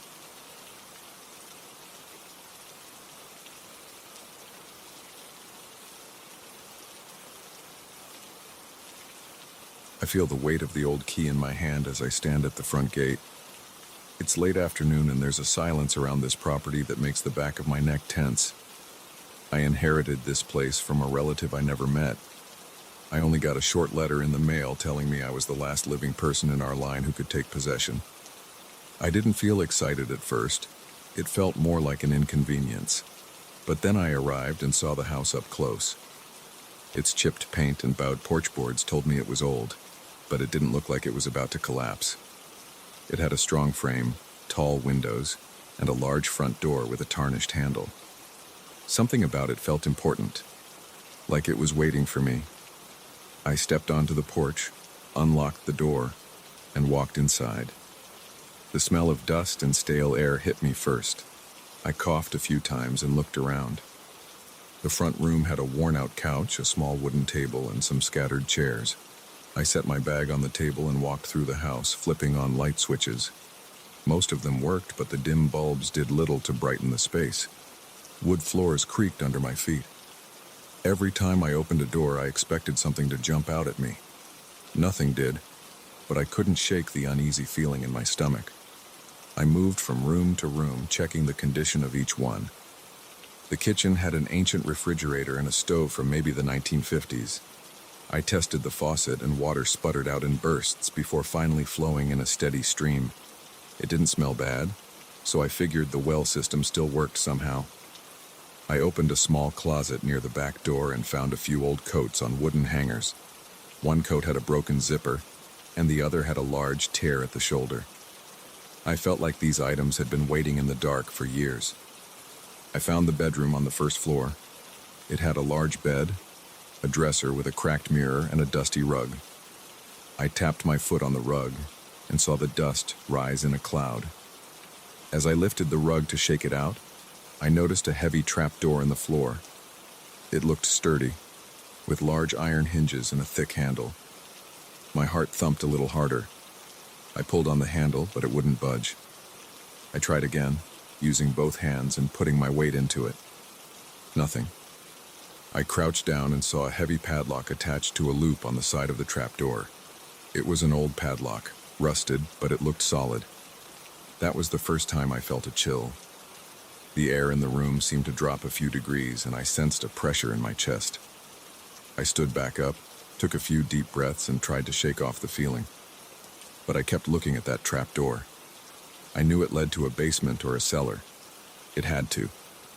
For some reason, it felt different than just an ordinary locked door.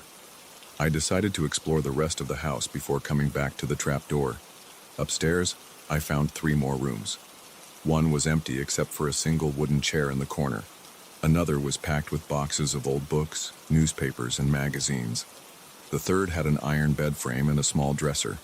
None of the rooms had that same strange aura as the bedroom with the trapdoor. Still, my mind kept drifting back to it. As the sun started to go down, I realized I hadn't eaten all day. I dug through my bag and found a couple of protein bars. I walked around to the back porch and stepped outside to get some fresh air. The porch overlooked a small field with tall grass, and beyond that, a line of trees. Everything was quiet. I heard no birds, no rustling in the grass. The quiet felt unnatural. I swallowed my food without tasting much. My mind was stuck on that locked door. I went back inside and set up a small cot in the living room near a window. The bedroom with the trapdoor made me uneasy, and I didn't want to sleep on that big dusty bed anyway. The living room felt neutral, less charged. I turned off most of the lights but kept a small lamp on near the couch. I lay down exhausted, but my eyes wouldn't stay shut.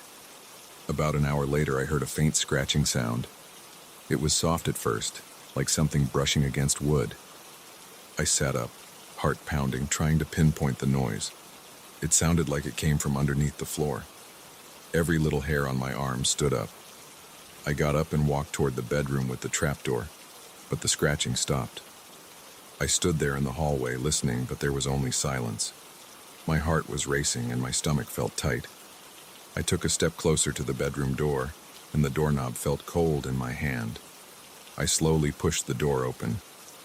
The lamp in the living room cast some light so I could see most of the floor. The trapdoor looked exactly the same, locked and silent. I waited, holding my breath, but there was no more scratching. I stayed there for a minute or two, trying to decide whether to force the lock. Eventually, I decided to leave it for the morning. I wasn't ready to deal with it in the dark. Returning to the couch, I tried to sleep again. This time I left my shoes on in case I needed to jump up fast. My mind kept picturing the trapdoor. I felt a twist in my stomach whenever I imagined opening it. Eventually, I drifted into a restless sleep. I woke up multiple times from vague nightmares I couldn't remember. Each time the house was silent, but it felt like it was breathing around me. When morning light came through the window, my eyes were gritty and my head ached. I stretched, rubbed my face, and decided to find something to eat in town. I grabbed my keys, locked up, and drove down the dirt road until I found a small diner. The bacon and eggs tasted greasy, but the coffee helped clear my head. I picked up a few groceries and some tools from the hardware store. I got a heavy-duty bolt cutter, figuring I might need it for that lock. My chest felt tight just thinking about it, but I had to open that door.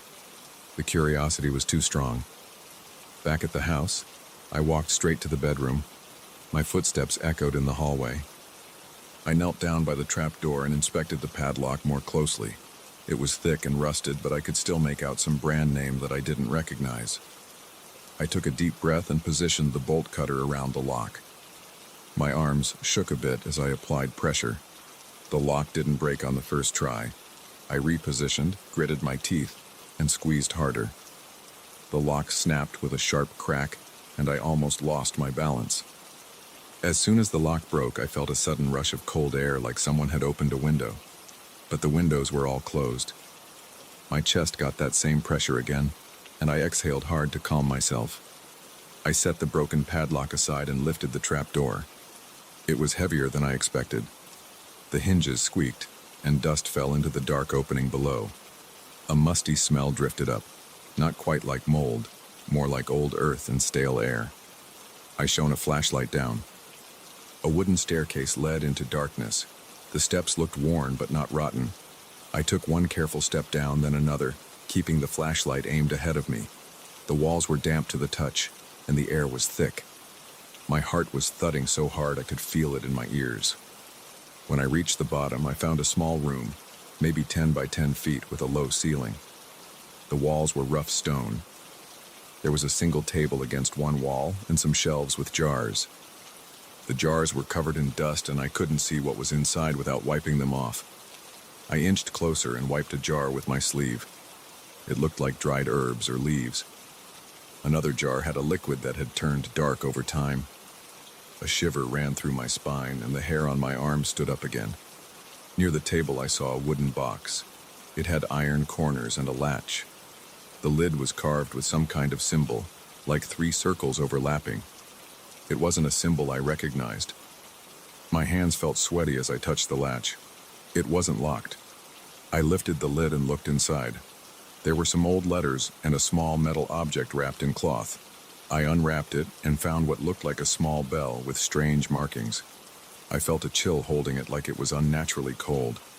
Then I heard a loud thump from above like a door slamming. I froze, eyes fixed on the staircase. My heart was pounding in my throat.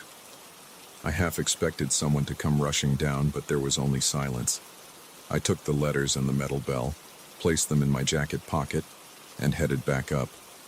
I could feel my legs trembling on the steps. When I got up to the bedroom, I stood still for a moment listening. The house was quiet again, but it felt heavier. I propped the trapdoor open with a chair so it wouldn't slam shut. Then I walked into the living room. The front door was closed, but the wind outside had kicked up a bit. I told myself that must have caused the noise. I wasn't sure I believed it. My chest felt tight again, and my palms were damp. I sat on the couch, took out the letters, and flipped through them. They were written in an old-fashioned style, and I could barely read some of the handwriting. I caught a few phrases. Keep it sealed. The door must remain locked, and do not let anyone open it. I felt my stomach twist. Whoever wrote these letters seemed convinced there was something dangerous below. My throat felt dry, and my eyes started to ache from straining at the messy text. The letters didn't mention what was in the basement, just warnings. Lots of warnings. I took out the small bell again. I held it in my hand and turned it over. There were tiny etchings on the sides, shapes that reminded me of some old script I'd seen in antique stores. I gave it a gentle shake. It made a muted, dull sound, not like a normal bell. It almost sounded like metal on metal, but softer. It gave me goosebumps. I felt sure it was connected to the locked basement in some way. Over the next few hours, I tried to focus on cleaning up the house. I swept floors, opened some windows to let in fresh air, and wiped off surfaces. But my mind kept returning to the basement and the items I found. Each time I thought about them, my stomach got that uneasy twist. I kept hearing faint noises like scratching or tapping under the floor, but every time I paused and listened carefully, it would stop. That night, I decided to sleep in the same spot on the couch. I closed the trap door again and dragged the couch so I could see the bedroom door from where I lay. I wasn't sure what I expected to happen, but I wanted to be ready. I stayed awake a long time, my heart racing every time I heard a noise, even if it was just the wind. Eventually, I drifted off. Sometime later, I shot awake. A loud thud echoed from the bedroom. My pulse skyrocketed and I jumped to my feet. The living room lamp was still on. The clock on the wall showed it was a little after 2 in the morning. My mouth felt dry as I crept down the hall, flashlight in hand, to the bedroom door. I paused, listening. I heard scraping, like something hard dragging across the wooden floor. I turned the knob and pushed the door open. The trapdoor was open. I was sure I had closed it before lying down. Now it was raised just enough for me to see the black gap underneath. My chest felt like someone was pressing on it with both hands. I stepped into the room, aiming my flashlight at the trapdoor. The beam showed the first few steps going down. I couldn't see anything else. I stood there, breathing fast, my skin damp with sweat. The scraping noise had stopped. Everything was still. Then the trapdoor slammed shut on its own, causing me to jump back and almost drop my flashlight. The force of it made dust float up from the floor. I backed out of the room, breathing hard, and shut the bedroom door. My mind was racing. I felt like I was going to pass out. I pulled myself together enough to move a chair to block the bedroom door. Then I paced around the living room, trying to make sense of this. My arms were shaking, and my shirt was soaked with sweat. I wanted to leave the house, but something kept me there. I couldn't just drive away and pretend this wasn't happening. For the rest of the night, I sat on the couch, shining my flashlight at the hallway. I didn't hear any more noises. The air felt thick and cold, but I forced myself to breathe slowly. By the time dawn came, my head was pounding, and I was dehydrated. I kept thinking about the letters and the warnings. It was clear that whatever was locked down there had been sealed away for a reason. When the sun finally rose, I got up, moved the chair away from the bedroom door, and peeked inside. The trap door was closed. I entered carefully, half expecting something to jump out. The door on the floor was still shut tight. I didn't try to open it again. Instead, I grabbed my bag, stuffed the letters and the bell inside, and walked out of that bedroom. My heart was racing, and I just wanted to get away from that padlock and the cold air that seemed to linger around it. I made my way to the front door and stepped outside. The early morning light felt like a relief. I inhaled the cool air, tasting the hint of dew on the wind. I locked the front door behind me out of habit, but I knew that wouldn't stop anything. I stood on the porch, my hands in my pockets, feeling the weight of the strange bell pressing against my thigh. I didn't know if I should call someone or just leave for good. My chest still hurt and my stomach churned. I couldn't ignore the tension I felt in my body. Even out here, away from the trapdoor, I felt like something was watching me from behind the walls. I looked back at the house, noticing how the windows almost looked like dark eyes. The place was mine now, whether I wanted it or not. But I knew I couldn't stay in that house alone again. Not after what I'd seen and heard. I decided to step down off the porch and walk around the property for a bit to clear my head. I ended up pacing around the field behind the house, focusing on the crunch of gravel under my boots and the rustle of the tall grass against my jeans. Every time I glanced back at the house, I felt a tightness in my chest. My mind was stuck on the basement. I kept recalling the scraping noises, the cold rush of air, and that door slamming shut. I wanted to forget it, but I knew I couldn't. Something was in there and it wanted out. I finally headed to my truck, climbed in, and sat behind the wheel for a long time. My hands were shaking, and I gripped the steering wheel until my knuckles turned white. I wanted to believe that maybe I had imagined it all. Maybe I was just too tired, too stressed. But the broken padlock, the letters in my bag, and the memory of that door slamming wouldn't let me kid myself. I told myself I'd come back later with help.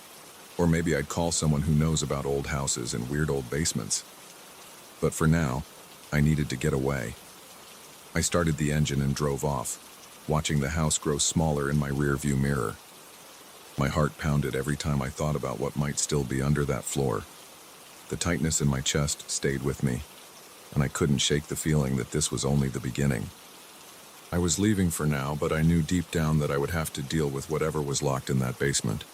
I just hoped I could handle it when the time came.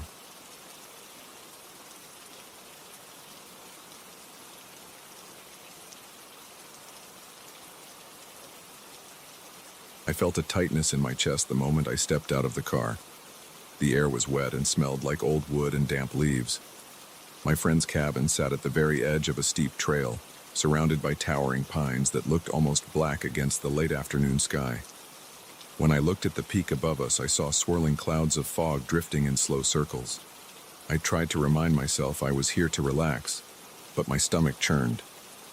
I told myself I was just tired from the long drive, but something about that mountain unsettled me. My friend, his name is Rob, walked up and slapped me on the back, telling me to come inside before the fog got thicker. I followed him in without a word. The cabin had a narrow front porch, old planks that creaked under our feet. Inside, the place was cramped. Small living room, tiny kitchen, single bathroom, and 2 bedrooms. Rob said he'd been spending most weekends up here. He insisted the views were worth the trip. He also claimed the isolation helped him clear his mind. I remember looking around at the dusty shelves, the flickering overhead light, and the thick curtains. Everything felt stale. Still, I tried to act casual. We set my bag in the spare bedroom and sat down at a worn-out table to share a quick meal. I noticed the windows looked fogged from the outside, even though it wasn't that cold yet. Rob told me the fog around here can seep into every crack and I shouldn't worry about it. After dinner, I went to my room. I expected a peaceful night, but I couldn't sleep. The wind outside had picked up, and I heard it whipping through the trees. My window was cracked open a little, and I could feel a cold draft on my face. The cabin's walls groaned when the wind blew hard. It was a steady pattern. Creak, pause, groan, pause. I lay there staring at the ceiling, trying to slow my breathing. My eyelids started to get heavy around midnight, and I drifted off. I don't know how long I slept. I jolted awake to an odd chill on my cheeks. A hazy white fog floated inside the room. I sat up, blinking hard, trying to make sense of it. I could see a shape next to my bed. My heart hammered, and my mouth went dry. It looked like a person. They weren't moving. I gasped, and for a second I couldn't do anything but stare. The shape was dark, but I could make out shoulders, a head, and arms. It stayed perfectly still, like someone standing guard. I wanted to scream, but no sound came out. My hands shook, and I felt sweat on my forehead even though the air was freezing. I fumbled for the lamp on the nightstand and flicked it on. In that instant, the shape was gone. The fog still lingered, but I saw nothing else there. I sat on the edge of the bed rubbing my eyes, my heart pounding so hard that I felt it in my temples. I told myself it was a trick of the light or a half-dream. Maybe the altitude or humidity or something else caused me to see things. I forced myself to lie back down. I pulled the sheets up to my chin and stared at the dark corners of the room until dawn. At breakfast, I asked Rob if he ever saw anything strange in the cabin at night. He laughed, shook his head, and said it was all in my head. He mentioned altitude sickness, dehydration, and the way the fog can play tricks on you. I didn't argue, but I felt uneasy. My hands still trembled a bit, and my mouth felt dry. Rob gave me a bottle of water and suggested we go for a short hike to clear my thoughts. I agreed, thinking fresh air might help. We set out on a narrow trail that wound through the pines. The path was covered in fallen needles, making our steps soft and muffled. The fog drifted around us in patches, sometimes rolling across our feet and then lifting higher. I tried to focus on the physical effort of walking, my boots pressing into the earth, the slight burn in my calves, the sound of twigs snapping underfoot. The wind kept picking up, swirling the fog in random directions. Rob seemed at ease, as if he was used to it. But I felt a dull pressure in my chest whenever I looked up at the swirling clouds above the treetops. We trekked for about an hour before the path opened into a small clearing. From there, the view was supposed to be breathtaking.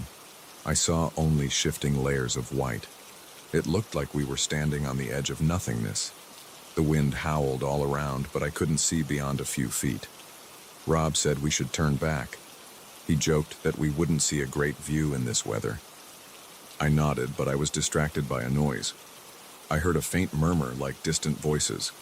I strained my ears, trying to pinpoint the direction. It sounded like it was coming from somewhere deep in the fog, all around us. It was too soft to make out words, but it had a human quality, like a crowd whispering or mumbling in the distance. I told Rob I heard something. He just shrugged. He said the wind through the trees can create weird echoes, especially when the fog is thick. I tried to ignore it, but as we headed back, the whispering turned into a chorus of overlapping cries. They weren't loud, but they were clear enough to make my hair stand on end. I glanced at Rob, but he was focused on putting one foot in front of the other. My stomach lurched and I broke out in a cold sweat. I realized I was walking faster.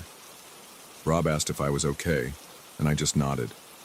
I told him I was fine, but I felt panic building in my chest. We got back to the cabin and I almost ran inside. My heart was pounding. The moment I was indoors, I felt some relief. The stale smell of the cabin felt safer than the endless fog outside. Rob asked if I wanted some coffee, and I said yes.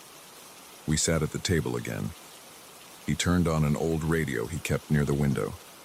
Static crackled, and we could barely pick up a signal. The faint sound of a distant station came through, talking about a storm front. It was all background noise to me. I kept replaying those voices in my head. I couldn't figure out if they were real or just my imagination. That afternoon, Rob tried to lighten the mood. He told me about a small waterfall nearby and asked if I wanted to check it out.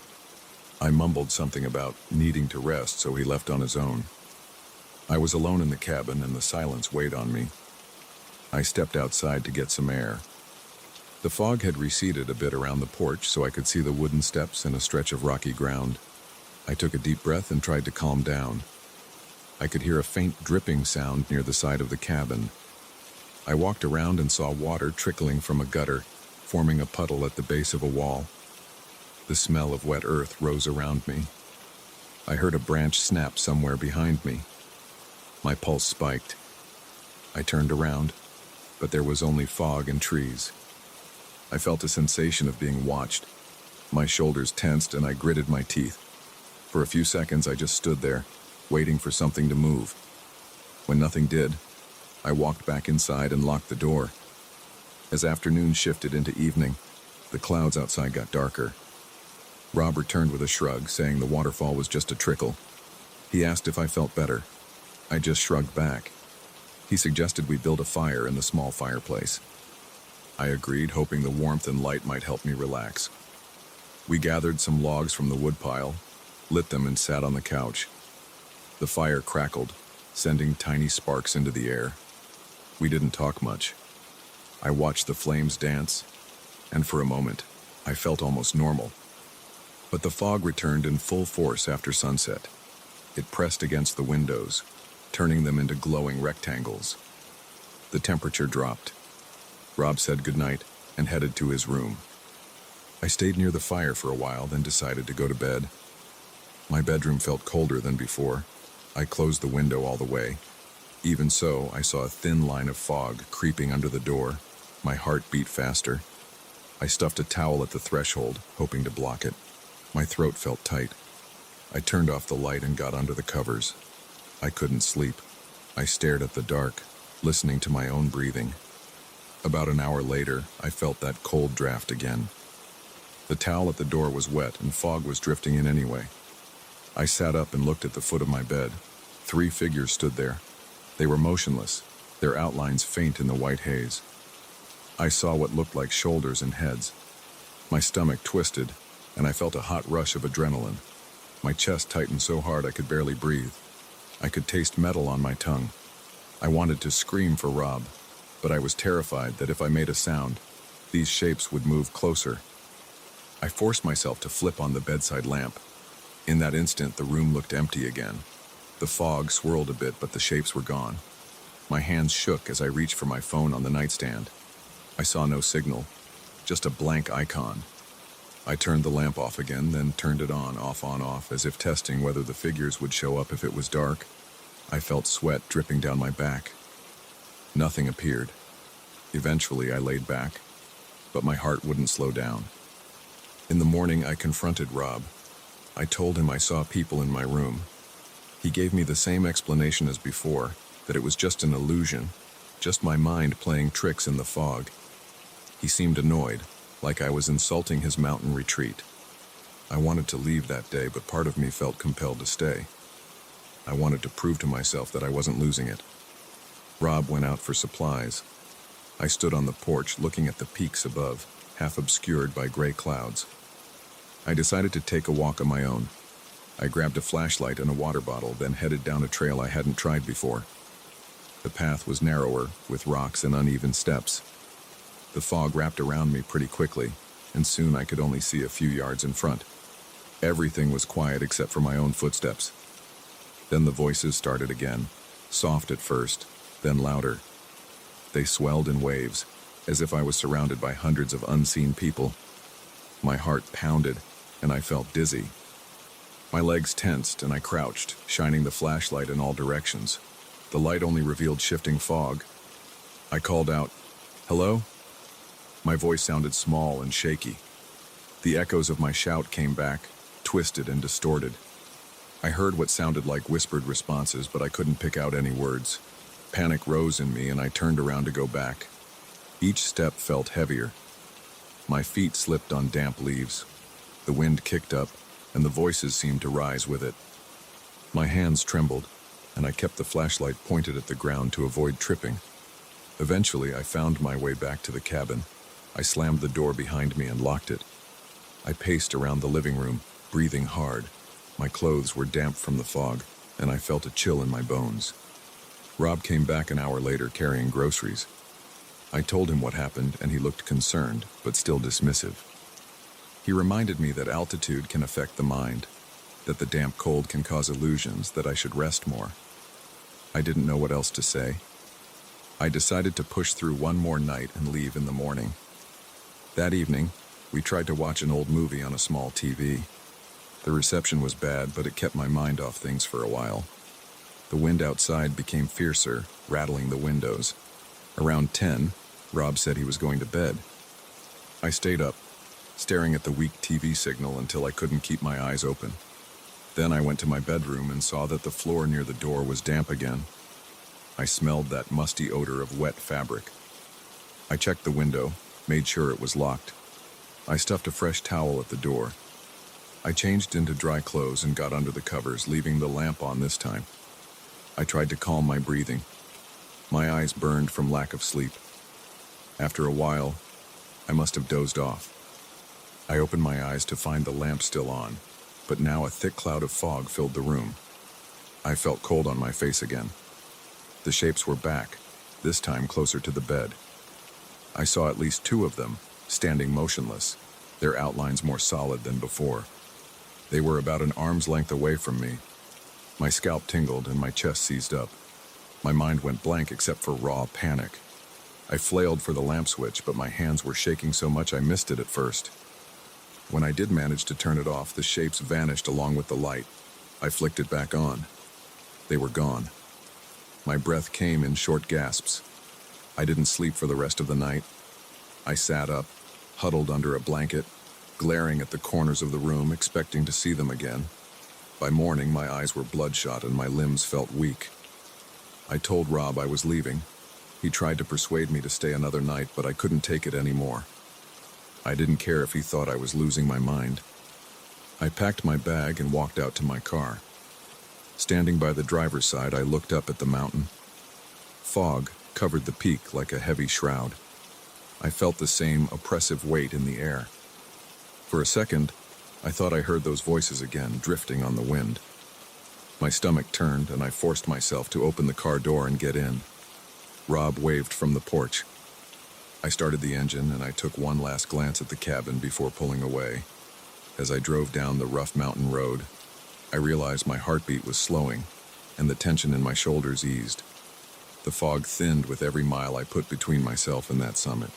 When I finally hit the main highway, the sun was shining through scattered clouds. I felt like I could breathe again. I don't know what I experienced up there. Rob would say it was nothing but hallucinations and altitude sickness, but I'm not so sure. All I know is that the mountain didn't feel empty. It felt alive, and I sensed it watching me every second I stayed. I have no plans to return. Even now, the memory of those silent figures sends a chill across my neck. I'd rather keep my distance from that place. For good.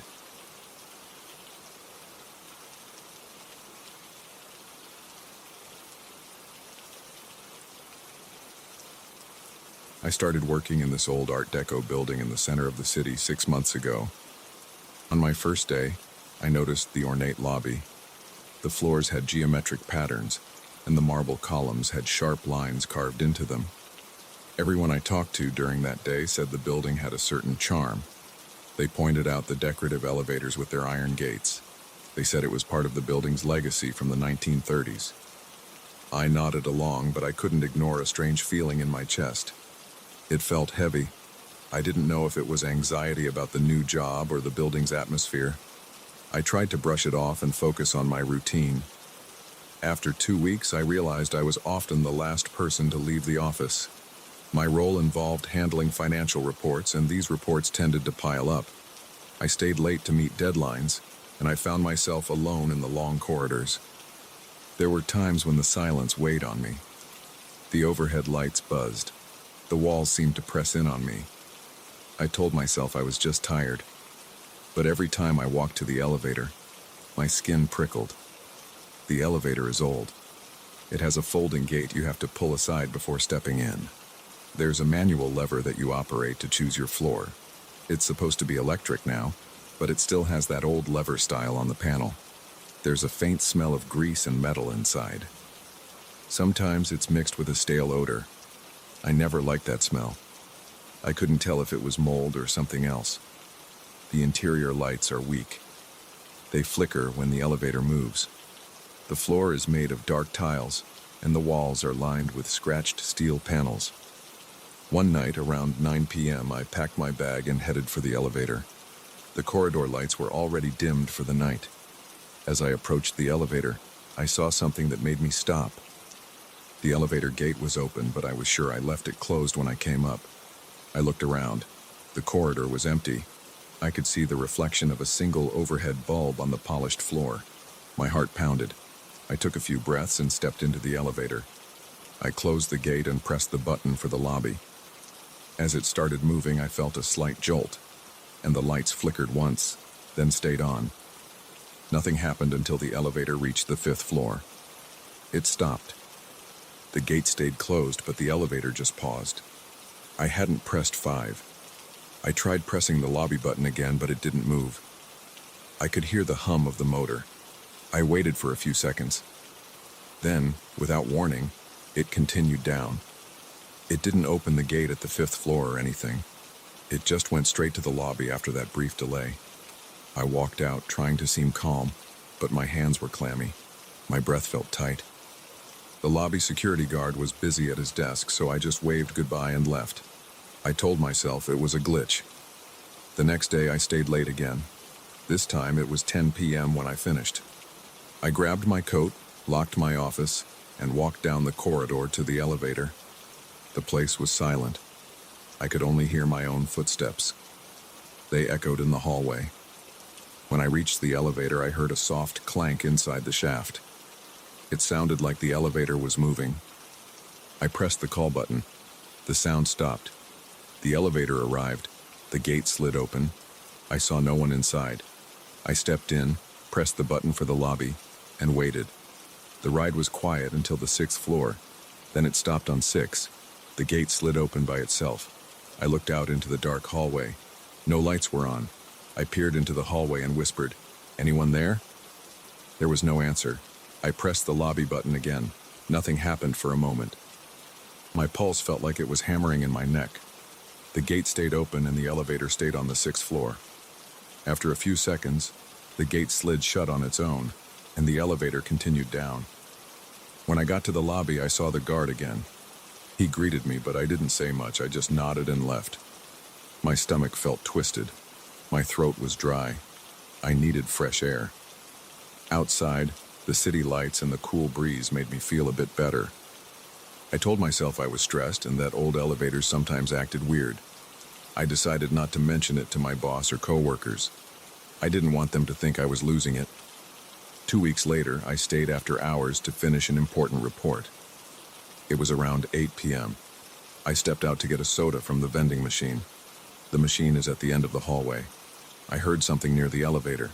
I heard the gate rattling, like someone was opening or closing it. I glanced down the hallway and saw a figure. It looked like a tall man wearing a dark suit and a hat. I froze. He seemed to open the elevator gate, step inside, and then the gate shut. I walked closer, but by the time I reached the elevator, it wasn't moving. I pressed the call button. It was on my floor. The gate opened. The elevator was empty. The overhead light flickered. I felt a chill go through my back. I ran my hand over my face. I tried to calm down. I grabbed my soda and went back to my desk. I stayed there until I had the courage to leave around 9:30 p.m. Over the next few days, I started avoiding the elevator whenever possible. I used the stairs if I had to come or go outside regular hours, but sometimes the elevator was unavoidable. My office is on the 8th floor, and hauling heavy file boxes by the stairs was tough. One evening, I had to bring some archived documents down to the basement storage. I dreaded using that old elevator, but I had no choice. I took the files, loaded them onto a small cart, and rolled it into the elevator. I pressed the button for the basement. The elevator groaned on the way down. The lights flickered more than usual. By the time I reached the basement, I felt sweat on my forehead. The basement itself is dimly lit. There's a single corridor with a few overhead lights, and the storage room is at the far end. The walls smell of mildew and old paint. I unloaded the boxes into the storage room, locked the door, and headed back toward the elevator. As I approached, I heard something. It sounded like footsteps moving inside the elevator shaft. They echoed, like someone was climbing up or down the metal framework. I stood still and listened. The sound stopped. The overhead light flickered in the corridor. I opened the gate. No one was there. I stepped in, pressed 8, and watched the gate close. The elevator started up. About halfway to the lobby, it shook. I felt my stomach drop. The elevator slowed, then continued. I kept my eyes on the small floor indicator. It passed the ground floor and kept going. At the 4th floor, it stopped again. The gate opened. The hallway lights were off. It was late. I heard a faint whisper. It didn't sound like words. It sounded like soft breathing or someone muttering under their breath. My skin tingled and my heart pounded. I jammed the button for 8. The gate shut and the elevator rose again. When I got out on my floor, I hurried to my office, locked the door, and sat at my desk. My hands were shaking. I tried to focus on paperwork, but my mind kept replaying those whispers. The next day, I asked the building manager if there were any mechanical issues with the elevator. I kept my tone casual. He said everything was normal. He admitted the elevator was old and could be noisy, but he didn't mention anything about phantom stops or random whispers. I didn't push the subject. I just nodded and left. That night, I found myself alone in the office again. The city outside was bright, but inside everything felt lifeless. The air was stuffy. I decided to leave before it got too late. I packed my bag and walked to the elevator. I tried to stay calm. My palms were sweating. My back was tense. I reached the elevator and looked around one last time. The corridor was empty. The overhead lights buzzed. I pulled the gate open and stepped in. I pressed the lobby button. The elevator jerked, then began its descent. The ride was smooth until the 6th floor. Then it stopped without me pressing anything. The gate opened. The hallway was dim. No one stood there. I felt my breath catch. I stepped forward to check the hallway. My foot touched the threshold. Suddenly, the lights in the hallway turned off. I heard the switch click. My heart jumped. I moved back into the elevator and pressed the lobby button repeatedly. The gate closed slowly, like something was resisting it. Then it finally latched. The elevator went down one more floor and stopped again at the fifth floor. This time the lights in the hallway were on. I saw the corridor. It was empty, but I heard a scraping sound behind the closed doors of an office. I didn't investigate.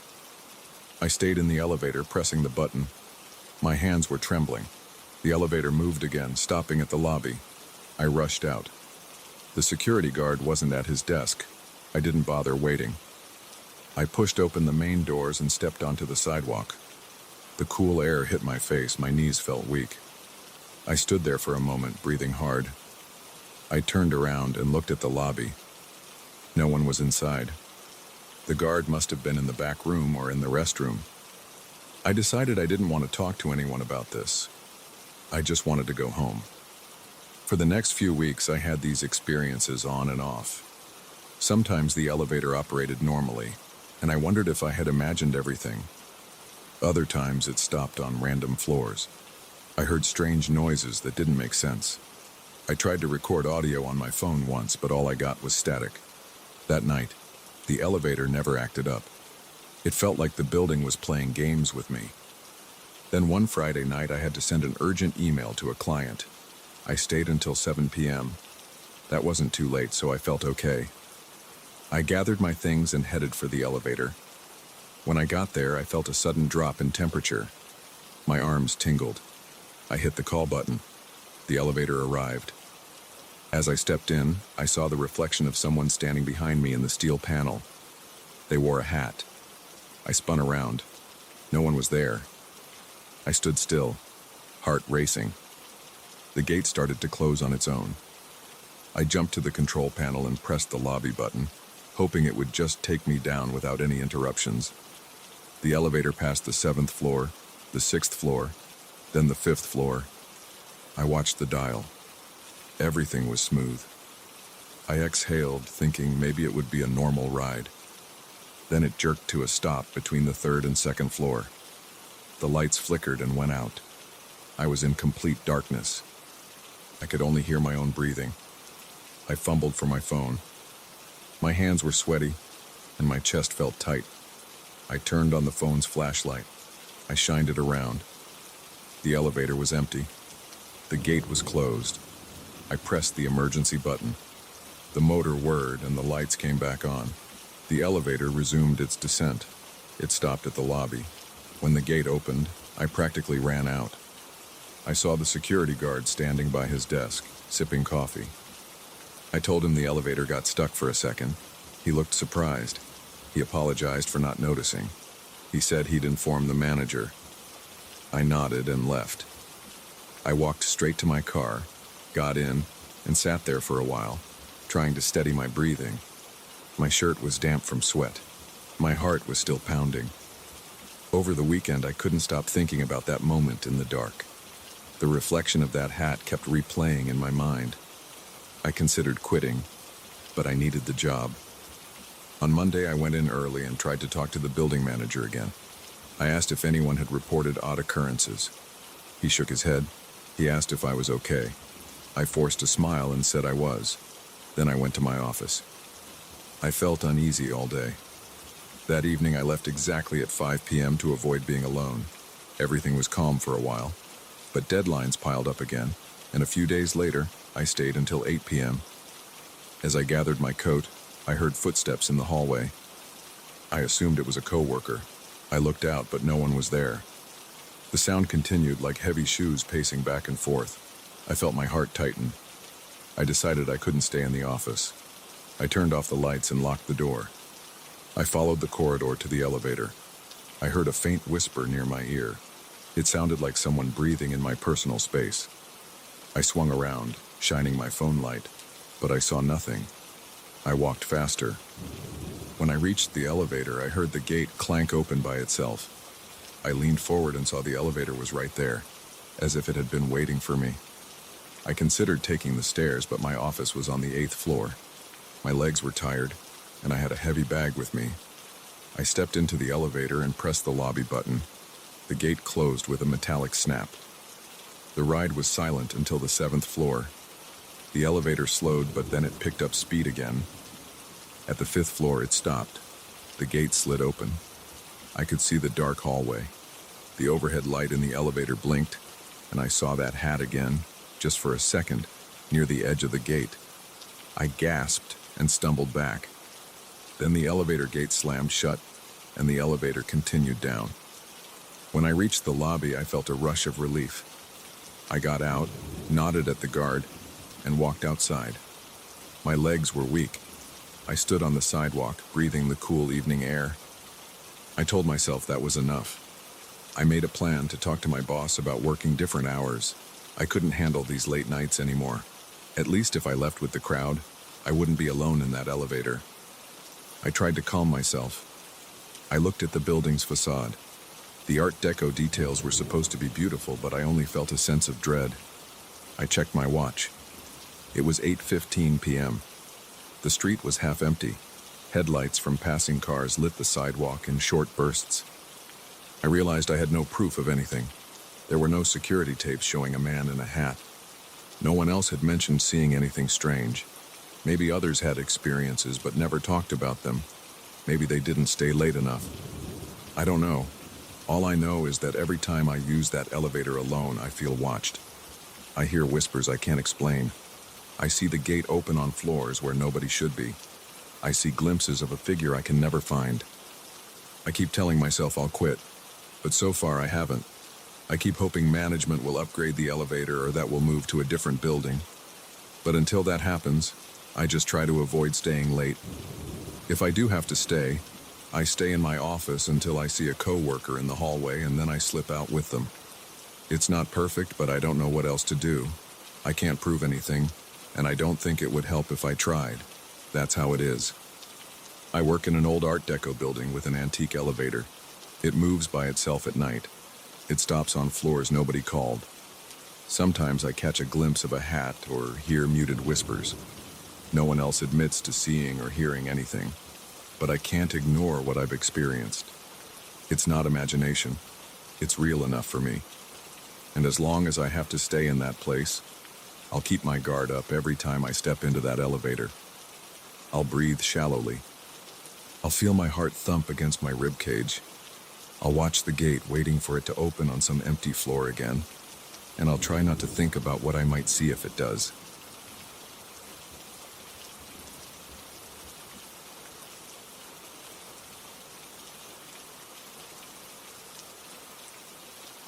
I started my shift at the cemetery with a flashlight in my hand and a strange feeling in my chest. I was already on edge because I'd found a small structure on the far edge of the property that didn't match anything in the old files. My boss told me to leave it alone, but that didn't sit right with me. I'm the caretaker here, and I like to know every corner of this place. The main paths are well lit, and I keep those areas tidy, but there's a section near the back with thick trees and uneven ground. That's where I saw this odd building for the first time. It looked like a stone mausoleum, but the roof was slightly curved, and the door seemed heavier than the others. I never saw anyone near it, and it wasn't marked on any official map. I'm a man who doesn't scare easily. I've worked at this historical cemetery for a while, doing all the usual maintenance jobs. I sweep the walkways, trim the bushes, check the fences for gaps, and make sure nobody is trespassing at night. I also keep an eye on any unusual damage. Most days feel calm, but this place has its quirks. Sometimes old gates creak by themselves. Sometimes I hear rustling in the bushes. I'm used to that. The wind and local wildlife make plenty of noise, and it rarely bothers me. But this structure changed my routine. The first time I walked past it, I heard a faint sound that made my spine tense. I thought it was a radio at first, maybe from a nearby house. But the noise seemed too crisp, like piano keys. I stood there with my flashlight off, holding my breath. The sound faded. I waited a few seconds, then turned the beam of light on the door. It was locked. The door looked old, covered in thick rust. I tried to see inside through a small gap near the top, but I couldn't make out much. The interior looked dark. I thought maybe I imagined the music, so I shrugged it off and went on with my rounds. The next day, I tried to find a record of this building in the cemetery's archives. This place is historical, so we have old folders, handwritten notes, and a handful of typed documents from decades ago. I flipped through them on my lunch break in the little office by the front gate. I found references to crypts and mausoleums belonging to notable families, but nothing that described that particular shape or location. Some of the oldest documents mentioned expansions or renovations, but still nothing matched the building I'd seen. It bugged me, but I couldn't jump to conclusions. Maybe it was a private crypt that someone forgot to register properly. That night, I took the long path around, trying to avoid that area. I was a little uneasy after my previous experience. The moon wasn't out, so the dark felt heavier than usual. I moved my flashlight from side to side, scanning the headstones in the trees. When I got close to that structure, I heard piano music again. This time, it was louder and clearer. I could recognize a slow melody, each note distinct. My heartbeat picked up and my palms started sweating. My mouth got dry. I tried to stay calm, but my hands shook a bit as I held the flashlight. I stood there and listened. The music didn't skip or warble. It sounded smooth, like someone practiced that piece for years. I had no reason to believe anyone was inside, but I couldn't ignore that sound. I walked up to the door. I pressed my ear against the stone. I heard the piano better there, like I was standing next to a real piano bench. I tried to turn the handle. It didn't budge. The lock felt solid. I tapped on the door. The music stopped. I yelled, "Hello? Is anyone in there?" No answer. I stepped back and felt a chill spread across my neck and shoulders. I looked around to see if maybe the sound came from somewhere else. The night was silent, except for a slight breeze. I got my phone out to check for a signal, though I had no idea what I planned to do with that. I guess I thought about calling a coworker, but the phone had no bars back there. I felt nervous, like I was doing something I shouldn't. I decided to walk away and finish my patrol. The next morning, I returned during daylight. The structure looked plain under the sun. The walls were gray, the roof was covered in old chipped tiles, and there was a stone engraving near the top. It was too eroded to read. I tried the door again, still locked. I circled the building. On the other side, I noticed a small window, covered with iron bars. The glass behind the bars was dusty, and I couldn't see inside. I tried shining my flashlight through, but the angle was bad. The interior just looked dark. I considered prying the bars loose, but I decided against it. I didn't have the right tools, and I didn't want to damage property without approval. That afternoon, I searched the archives once more. I went through old boxes in the storage room. I opened brittle folders that smelled like old paper. I found records of tombs from about 100 years ago. Handwritten notes described the owners, the plots, the cost for maintenance, but nothing about that crypt. Just as I was about to give up, a smaller notebook fell out of a stack.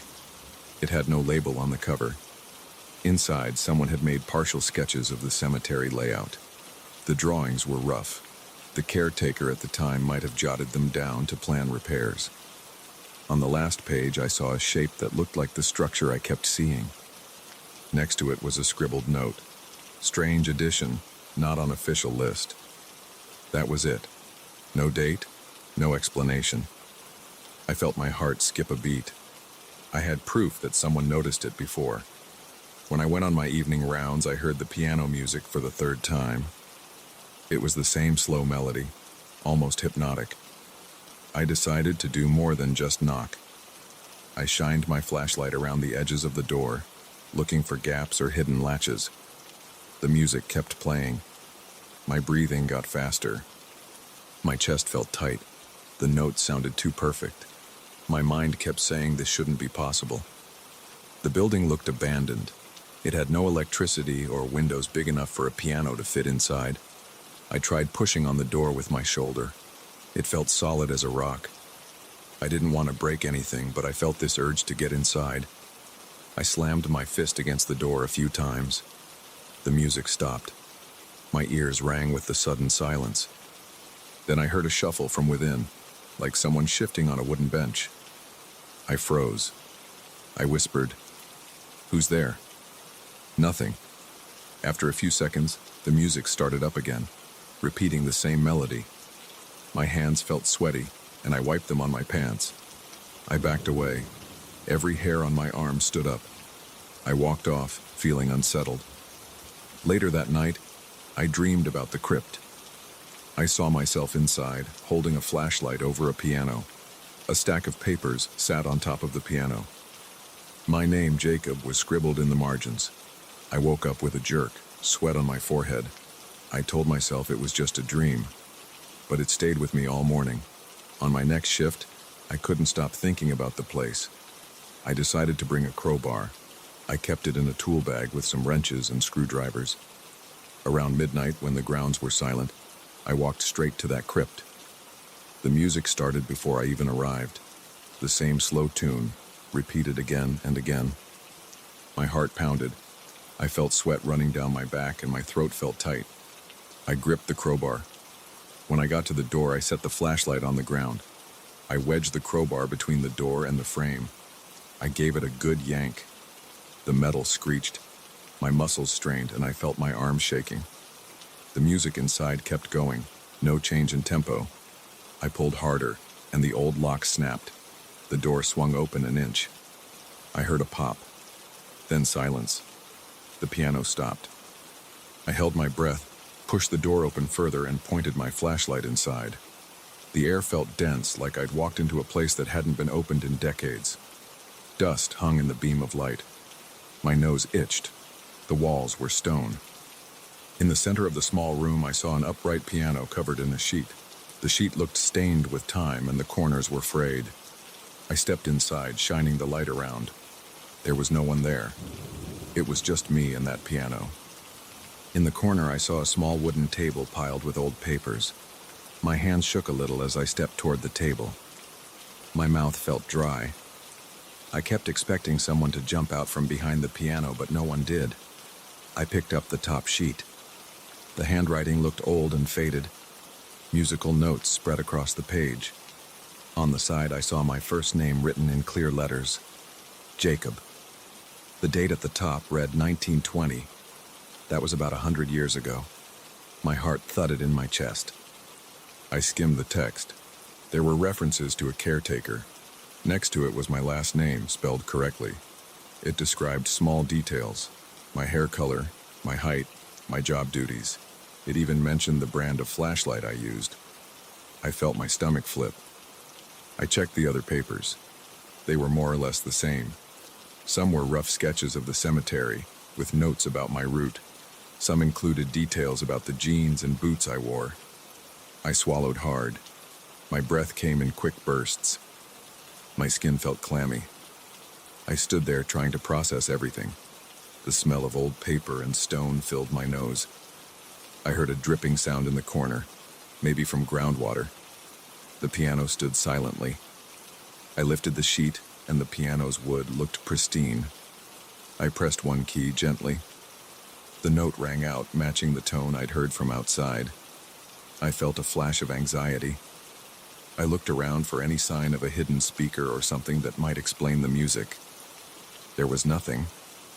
I noticed a smaller notebook under the stack of papers. I slid it out. The cover was cracked leather. Inside, I saw more handwriting in the same style as the sheet music. Some pages had short entries, describing nights when the caretaker walked by. They mentioned specific times, like, caretaker walked past at 11:13 p.m., carrying a flashlight in his left hand. They noted my exact route across the grounds. The final entry read, "He will open the door soon. He will see these pages. He will wonder how this is possible. He must keep this place safe." I didn't understand. My breathing got heavier. My heart pounded so hard that I felt it in my throat. My legs felt shaky. I stood there, shining my light across the small room. The stone walls were bare. There were no chairs, no benches, no personal items besides the piano and the stack of papers. I wondered if I'd stepped into some trick. Maybe the old caretaker left these notes as a prank. But the details about my flashlight and my clothes were too accurate and recent. I thought about grabbing all the papers and showing them to my boss, but I felt a strange urge to leave them there. I forced myself to calm down and took a few photos with my phone. The flash lit up the space for a moment, and I saw faint carvings on the walls. They looked like random marks or attempts at musical bars. It was hard to tell. I wiped sweat off my forehead. My body felt tense, like I was ready to run out the door any second. I decided to check the piano a bit more. I lifted the lid where the strings were. Everything appeared in working order. No dust on the hammers. It looked like it had been maintained. That made no sense. No one should be in here. There's no caretaker for a crypt that doesn't exist in the official records. I pressed a few keys. The sound was pure and clear. My skin prickled. I stepped back, breathing hard through my mouth. After a few moments, I forced myself to exit. I couldn't stay in there any longer. I felt like I was being watched, even though I was alone. I stepped outside. The night air hit me in the face, and I exhaled loudly. My hands shook. I locked the door from the outside by jamming the broken lock as best I could. Then I hurried back to the main path. My mind spun with questions. I couldn't explain what I'd seen or how my name appeared on documents from a century ago. I didn't understand the music. The memory of that slow melody stuck in my head, and I couldn't shake it. Back at the little office, I sat down and tried to write a report about what happened. I left out the part about the mysterious notes with my name. I just mentioned that I found an unlisted crypt with old furniture inside. I said the door was locked, but the lock was broken, so I sealed it with a temporary latch. I stared at the blank space in the incident form where I should have explained the details. My stomach churned. I felt a headache coming on. I saved the file without sending it. I didn't know who would believe me anyway. I still work here. I pass by that structure every night. Sometimes I hear the piano music, sometimes I don't. I haven't gone back inside since that evening. I think about it a lot, though. The images of my name on those old papers won't leave my mind. I keep telling myself there must be some logical reason. Yet every time I pass that stone building, I feel my pulse rise, and the memory of that melody drifts through my thoughts. I wonder if the piano is still covered. I wonder if the pages are still spread across the little table. I wonder if someone or something wrote more notes. I never mentioned any of this to my boss or coworkers. They don't ask questions, and I don't volunteer information. I keep my flashlight aimed straight ahead when I patrol that area. When I catch myself looking at that worn door, I think about the times I heard the music. I remember how it stopped whenever I knocked. That tension sits in my chest every time I see the building in my peripheral vision. I don't have answers. I haven't found a neat explanation. I only know I can't erase those images from my head. The old date on the sheet music, the handwriting that described me and my life, the perfect tone of that piano, and the quiet hush the moment I forced my way inside. I can't forget how wrong it felt to stand there in the dusty space with no one at the keys, hearing only the echo of my own breathing. That's my story. That's what keeps me on edge whenever I walk through the back of the cemetery at night. I just do my job and try not to linger. But sometimes I swear I can still hear the faint outline of that melody drifting on the air, right behind the heavy door that shouldn't exist.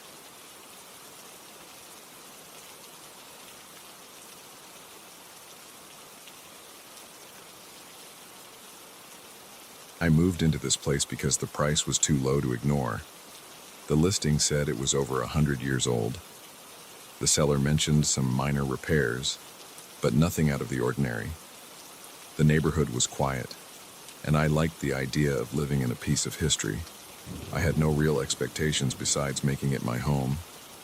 After I signed the papers, I felt satisfied. I had a new place with big windows, high ceilings, and a huge attic. I thought I scored a great deal. Then the whispers started. I heard them on my first night. I was in bed, half asleep, and I heard a soft noise above me. It sounded like someone calling my name, but it was so quiet that I wasn't sure if I dreamed it. I got out of bed and walked to the hallway. I flipped on the light, but the bulb flickered. I stood there listening. The attic entrance was near the end of the hallway. The whispers seemed to come from there. They stopped as soon as I got close. I didn't feel anything weird yet, just a little uneasy about being in a dark hall. I looked at the closed attic door in the ceiling, felt a slight chill, and walked back to my bedroom.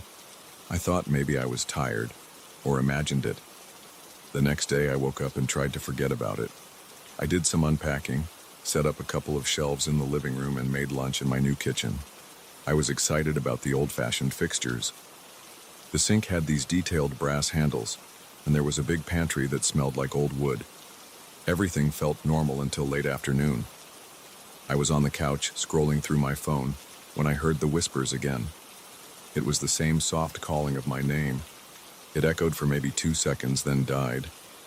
It felt like a breeze passed through the room, but there were no windows open. I stood up, walked around, checked the doors. Nothing. The sound had no clear origin, but it seemed to come from upstairs. I decided to explore the attic. I grabbed a flashlight and climbed up. The attic hatch was a bit stiff. It took more effort than I expected. The stairs creaked loudly under my weight. When I reached the top, I felt a sudden drop in temperature. It wasn't freezing, just a sharp difference from downstairs. The air smelled stale. There were old boxes, a few broken chairs, some scattered tools, and a large trunk against the far wall. A single hanging bulb lit the space, but the corners stayed dark. I stood there, scanning the room. My breath felt tight. My arms tensed up, and I could feel goosebumps forming along the back of my neck. I thought I heard something again, like a faint breath. I aimed the flashlight at the corner. Nothing moved. I walked over to the trunk, curious about what was inside. I tried to open it, but it was locked. I shook it a little and heard a dull thud from within, like something shifting. My heart started pounding faster, and I felt a faint sense of dread. I had no logical reason for it. I just felt unsettled. Then I heard the floorboards creak. I turned around fast, shining the flashlight. No one was there. I swallowed hard. I said, "Hello?" My voice sounded shaky and too loud in the attic. No response. I left, half convinced I was just spooking myself. That night, the whispers got louder. I was brushing my teeth and I heard my name again, this time more distinct. "Daniel," it whispered. My pulse jumped. I spat out the toothpaste and turned off the faucet. The house was silent for a moment. I opened the bathroom door and looked down the dark hallway. I listened carefully. Then I heard it again. "Daniel." It stretched the syllables. My spine felt cold, and my hands started shaking. I ran to my bedroom, slammed the door, and turned on the lamp. I sat on the bed, heart pounding, trying to calm down. I told myself it was the house settling, or maybe a draft. But I knew what I heard. The next morning, I decided to buy a few cameras. I went to a local electronics store and got a basic security system. I placed one camera in the hallway facing the attic door. I put another in the attic itself, aimed at the trunk and the darkest corner. I set them to record continuously. I felt a bit ridiculous, like I was overreacting, but I needed to see if anyone was getting into my house or messing around. The day went by quietly. I cooked dinner, watched TV, and tried not to think about the whispers. Later that night, I sat down at my computer to check the camera feeds. I watched hours of footage. There was nothing unusual. The attic camera showed a still, dusty room. The hallway camera captured me walking around, flipping lights on and off, going in and out of the bathroom.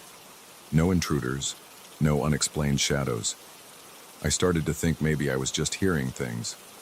But then I looked at the audio levels. The program I used showed spikes in sound at random intervals. I played one clip back, but I didn't hear anything except faint static. Then I noticed that if I turned the volume all the way up, I could hear a strange, low murmur. It was too distorted to make out words. I listened again, pressing my headphones against my ears. My own name seemed to surface through the noise. It sent a jolt of fear through me. There was no one in the video, but the microphone picked up something. I marked the time codes and saved the files. I couldn't sleep that night. I tossed and turned, worried about who or what was in my attic. At around 2 a.m., I had a dream. In the dream, I was standing in the attic, and there was a man in a black suit. He stood in the far corner where the light didn't reach. He didn't move or speak. His face was blurry, as if I couldn't focus on it. I felt trapped, like my feet were stuck to the floor. I couldn't look away from him. I woke up drenched in sweat, breathing hard, my heart hammering in my chest. I sat up, grabbed my phone and checked the time. It was 2:10 a.m. I wiped my face on my sleeve, tried to calm down, and eventually drifted into a restless sleep. The next day, I went back to the attic. It was daytime, so it felt a little safer. The light coming through the small attic windows made the place look less menacing. Still, my skin prickled as soon as I climbed up. I kept imagining that man in the black suit standing in the corner. I walked over to the trunk again. The lock looked old and a bit rusty. I pulled on it, gave it a few jerks, but it wouldn't budge. I considered breaking it, but I didn't have the right tools with me. I decided to look inside the boxes instead. Most were empty. One had some old newspapers from the 1960s. Another held a broken lamp and some tarnished silverware. Nothing weird. Nothing that explained the voices. I spent the rest of the day installing better lighting in the attic. I replaced the single bulb with a brighter LED fixture. I swept the floor, pushed the trunk against the wall, and tried to reorganize some of the junk. I hoped it would help me feel more in control. The entire time my chest felt tight, and I had this weird expectation that I'd hear the whispers at any moment. My nerves were on edge, but the attic stayed silent while I worked. That night I checked the camera feeds again. Just like before, no sign of movement. The audio, however, showed those spikes. I listened to a few sections and heard that same low murmur. It made me feel sick to my stomach. I turned off the computer and decided to watch some mindless TV until I got sleepy. Around midnight, I headed to bed. I left the hallway light on because I didn't like the idea of total darkness. I fell asleep quickly, but the dream returned. This time, the man in the black suit was closer. He stood a few steps away from me. I saw his outline clearly, but his face was in shadow. My heart was racing in the dream, and I kept hearing my name repeated in a whisper. I woke up to my own voice, mumbling something I couldn't remember. My arms were tense, and my jaw hurt from clenching my teeth. I sat up and stared at the darkness in my bedroom. The hallway light was still on, and it cast a narrow band of light under the door. I didn't hear any whispers then, but I felt like I was being watched. I got up, opened the door, and looked down the hall. Empty. I forced myself to check the attic hatch. It was closed. I locked my bedroom door and tried to go back to sleep, but I kept my eyes open for a long time. The next morning, I called a friend, told him I might have an animal in the attic. I didn't mention the voices or the dream. We checked around, looked for any signs of rodents or raccoons. We found nothing. No droppings, no nests, no holes. It all looked normal. My friend laughed and said maybe I was haunted. I forced a chuckle, but I felt uneasy. After he left, I sat at the kitchen table and drank coffee. My hands were shaking and my stomach felt tight. I stared at the ceiling, imagining the old beams and the trunk above me. It felt like the house was holding on to something. I spent the next few nights trying to record more evidence. I placed audio recorders in several rooms. I checked everything the next day and found more of those bizarre sounds. They were always faint, always spaced out. At times, I thought I heard a few words. Come. Closer. Stay. I wasn't totally sure if that was real or if my mind was filling in the gaps. The stress was affecting me. My appetite dropped. I felt jumpy at small sounds. I double-checked my locks at night. My dreams were always the same. That man in the suit, standing in the darkest part of the attic. After a week of this, I decided I needed to get into that trunk. I went to the hardware store, bought a crowbar, and headed upstairs. My heart was pounding by the time I reached the attic. The air felt heavy. I set up a flashlight on a small stool, aimed it at the trunk, and jammed the crowbar under the latch. It took some force, but eventually the lock snapped. The lid creaked when I opened it. Inside, there were some old clothes, a pair of leather shoes, some letters tied with a brittle cord, and a small photograph in a wooden frame. The photo was black and white, showing a man in a black suit. I couldn't see his face clearly, but he had that same shape as in my dreams. My throat went dry. I could feel my hands tremble as I held the picture. I set it aside and looked through the clothes. They smelled musty, like they'd been in there for decades. The shoes were scuffed and worn. The letters were in cursive handwriting, but the ink had faded. They seemed personal, mentioning the house, but I couldn't read every detail because some words were unreadable. My brain was on overdrive. All I could focus on was the man in the photo. He had that formal, old-fashioned look, standing stiffly with no smile. The background showed what looked like the attic, but it was hard to tell. I placed everything back in the trunk, except the photo. I kept it in my hand, staring at it. I felt a prickling sensation on the back of my neck, like someone was right behind me. I spun around. Nothing there. I left the attic, feeling dizzy. I started having more frequent nightmares. The suit man never spoke. He never moved. He just stood there, looking my way. I couldn't see his eyes or mouth, but I felt his focus. The next day, I tried to distract myself by working on some repairs around the house. I replaced a few loose floorboards, fixed a leaky faucet, and swept the front porch. The routine tasks helped me stay busy, but my nerves were shot. Every so often, I'd catch myself glancing upstairs, worried I'd see something. At night, the voices felt louder than before.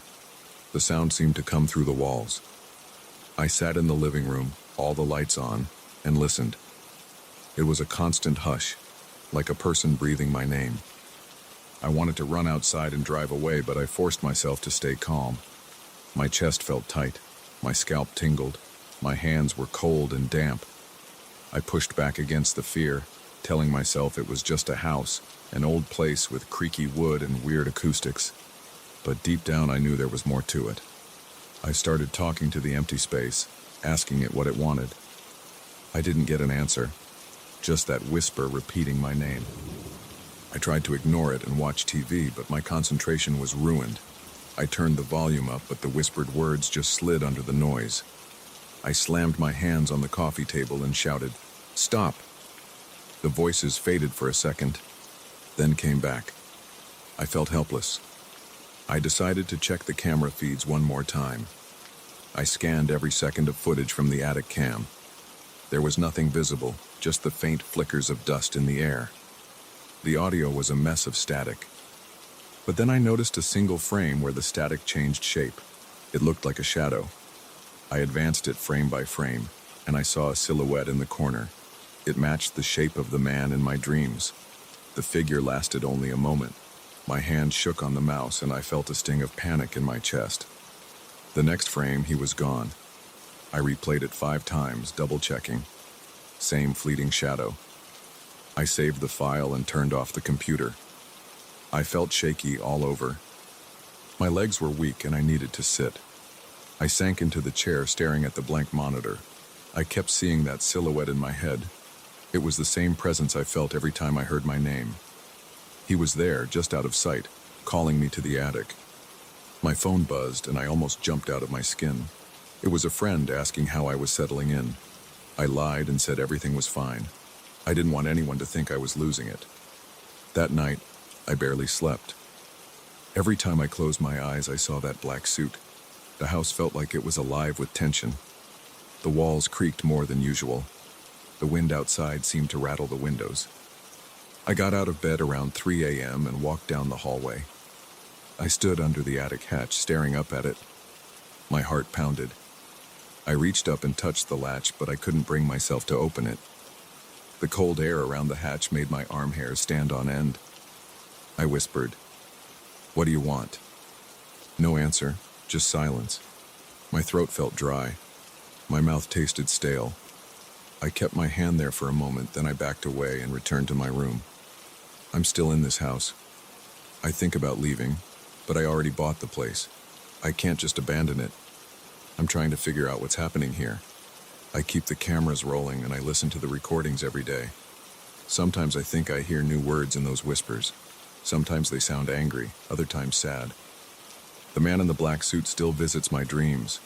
He's always in that corner, half shrouded, calling me. My stomach ties in knots every time I step into the attic, and the tension in my shoulders won't let up. I don't know why this thing chose me, or why it stays hidden, but I'm determined to find out. This house has secrets, and they revolve around that trunk, that photograph, and the whispers that echo through the halls. I live with this anxiety day and night. I feel it in the way my pulse races when a door creaks. I feel it in my stiff muscles and my quickened breathing whenever I climb those attic stairs. Something is here, something that wants me to know it exists.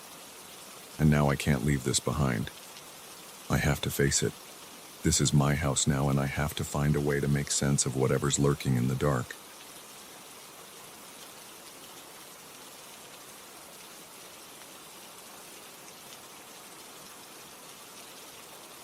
Two weeks ago, I hung an old family portrait in my living room. At first, I thought it would give the space a vintage vibe, something to balance out the modern furniture. I didn't know it would make me question my sanity. I remember the day I found that painting in a dusty box in my parents' attic. My mother told me it was a distant ancestor, someone we barely knew about. She didn't remember when the painting arrived in our home. She just said it had been around for generations. It felt wrong to leave it hidden away. I thought it deserved a place on my wall. I never expected it to follow me at night. I live alone in a modest house on the outskirts of town. I have a small living room connected to the kitchen, and the painting is the first thing you see when you walk in. It shows a man with strong features wearing clothes from some century-long past. His eyes are dark, but there's a trace of intensity there, like he wants to make a statement. The frame is made of thick wood with detailed carvings. It feels heavy. I only managed to hang it because I used a sturdy hook. After I put it up, I stood back and admired it. It looked right, as if it belonged there. For a few days, nothing strange happened. I came home from work, dropped my keys on the kitchen table, and ate dinner in front of the TV. Sometimes I'd catch a glimpse of the painting out of the corner of my eye. I didn't think anything of it. But one night I was watching a late movie. I turned off the TV around midnight, feeling a bit tired. As I passed by the painting, I had a sudden urge to pause. I glanced at the man's eyes. It felt like they locked onto me. My skin prickled. I stared for a few seconds, but I told myself it was just my imagination. The next night, I noticed the same thing. The eyes seemed to shift. When I walked from the living room to the kitchen, I got the sense that those eyes were tracking me. I looked over my shoulder. The painting was still, but there was this cold heaviness in the air. My arms felt clammy, and a small chill crawled up my back. I tried to shake it off by turning on some music. My heart was beating a bit faster than usual. I wasn't exactly scared, but I was on edge. A few days later, I was cooking dinner. I heard a creaking sound from the living room, like a floorboard shifting. My house does have some old boards, so they tend to make noise. But this was different. It felt like someone was stepping on that creaky spot next to the couch. I turned off the stove, stepped into the living room, and flicked on the overhead light. Everything looked normal. The painting was there, dimly lit by the lamp on my side table. I tried to listen for more sounds, but there was nothing. My skin felt tight, and I realized I was gripping my spatula harder than I should. Eventually, I went back to cooking, but my appetite was gone. That same night, I decided to take a closer look at the painting. I sat on the couch with the table lamp shining directly on the canvas. The paint looked worn, with cracks running through the background. The man's eyes had this glossy sheen. I could see brush strokes that suggested the painter took special care with that part of the face. I leaned in and spotted something odd near the edges of the canvas. The color was slightly different, like there was another layer beneath the surface. I grabbed a flashlight from the kitchen drawer and examined it more carefully. Sure enough, there was a faint outline of something else. It looked like a second face hidden under the paint. I couldn't see it clearly, but I knew it wasn't part of the background. I felt my stomach tighten. I placed the painting on the floor and tried to peel back a tiny bit of the top layer. I only managed to loosen a small fragment. I didn't want to destroy the artwork, so I stopped. I sat there, wondering why someone would paint a new portrait on top of an older one. My hands were shaking a little. I was annoyed at myself for being so jumpy, but I couldn't deny that the painting felt strange. It gave off a kind of static energy, like something buzzing beneath the surface. I got up to fetch a glass of water. As soon as I stepped into the kitchen, I heard a dull thud behind me. I rushed back to the living room, heart pounding. The painting was still on the floor, leaning against the couch. Nothing else seemed out of place. I stood there feeling tense. My arms were prickling with goosebumps. I realized I needed to calm down, so I took a deep breath and sat back on the couch. I told myself it was late, and I was just tired. That night I had a dream. I saw the ancestor in the portrait. He was standing in my living room wearing the same outfit. I saw him move his lips like he wanted to tell me something. I heard my name, but it was distorted, almost like a low hiss. I woke up drenched in sweat, my heart pounding. The clock on my nightstand read 3 a.m. I didn't go back to sleep. The next morning I tried to stick to my routine. I got up, showered, and made coffee. I avoided looking at the painting as I passed by. For some reason I felt uneasy. My neck felt stiff, and my eyes were tired. I figured I'd been sleeping poorly, so I popped a pain reliever and drank my coffee in silence. I had to get to work, so I left the house and tried to focus on my job. But all day, I kept recalling that dream. I kept hearing that hiss in the back of my mind. When I got home, I braced myself before opening the door. The painting was exactly where I had left it, hanging on the wall. I forced myself to walk over and look at it closely. The face was unchanged. The eyes looked the same. But that feeling of being watched was stronger now. My mouth felt dry. I reached out and touched the frame. It felt cold, more than I expected for wood.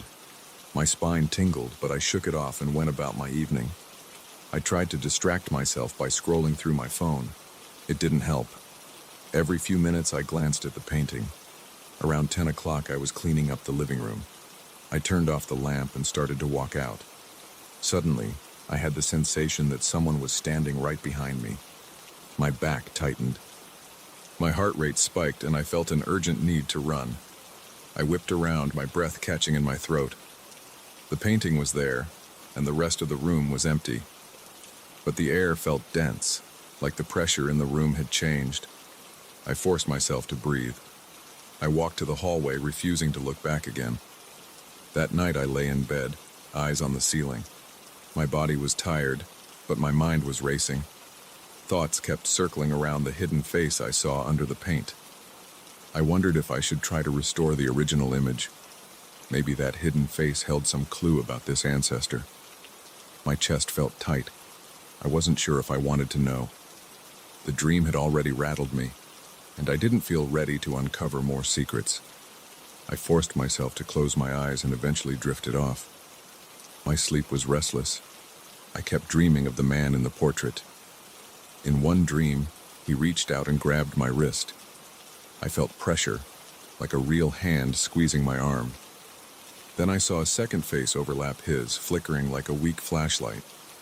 I heard a faint knock, but I couldn't tell where it came from. I woke up gasping, my sheets damp. I looked at the clock. It was close to 4 a.m. My heart pounded against my ribs. I sat up, feeling the room spin. I grabbed my phone to see if there were any messages. Nothing. I drank some water and stayed awake until dawn. The following evening, I decided I couldn't ignore it anymore. I moved a small desk lamp to the living room and placed it on the floor next to the painting. Then I grabbed a thin scraper and some cotton swabs from my garage. I knelt down in front of the portrait.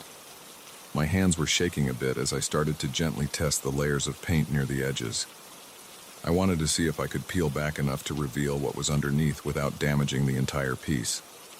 The top layer flaked off in tiny bits. I saw hints of another color, maybe a darker shade of blue or green. It didn't look like a background. It looked like part of a figure. I could see a rough outline of an eye, but it wasn't aligned with the main portrait's eyes.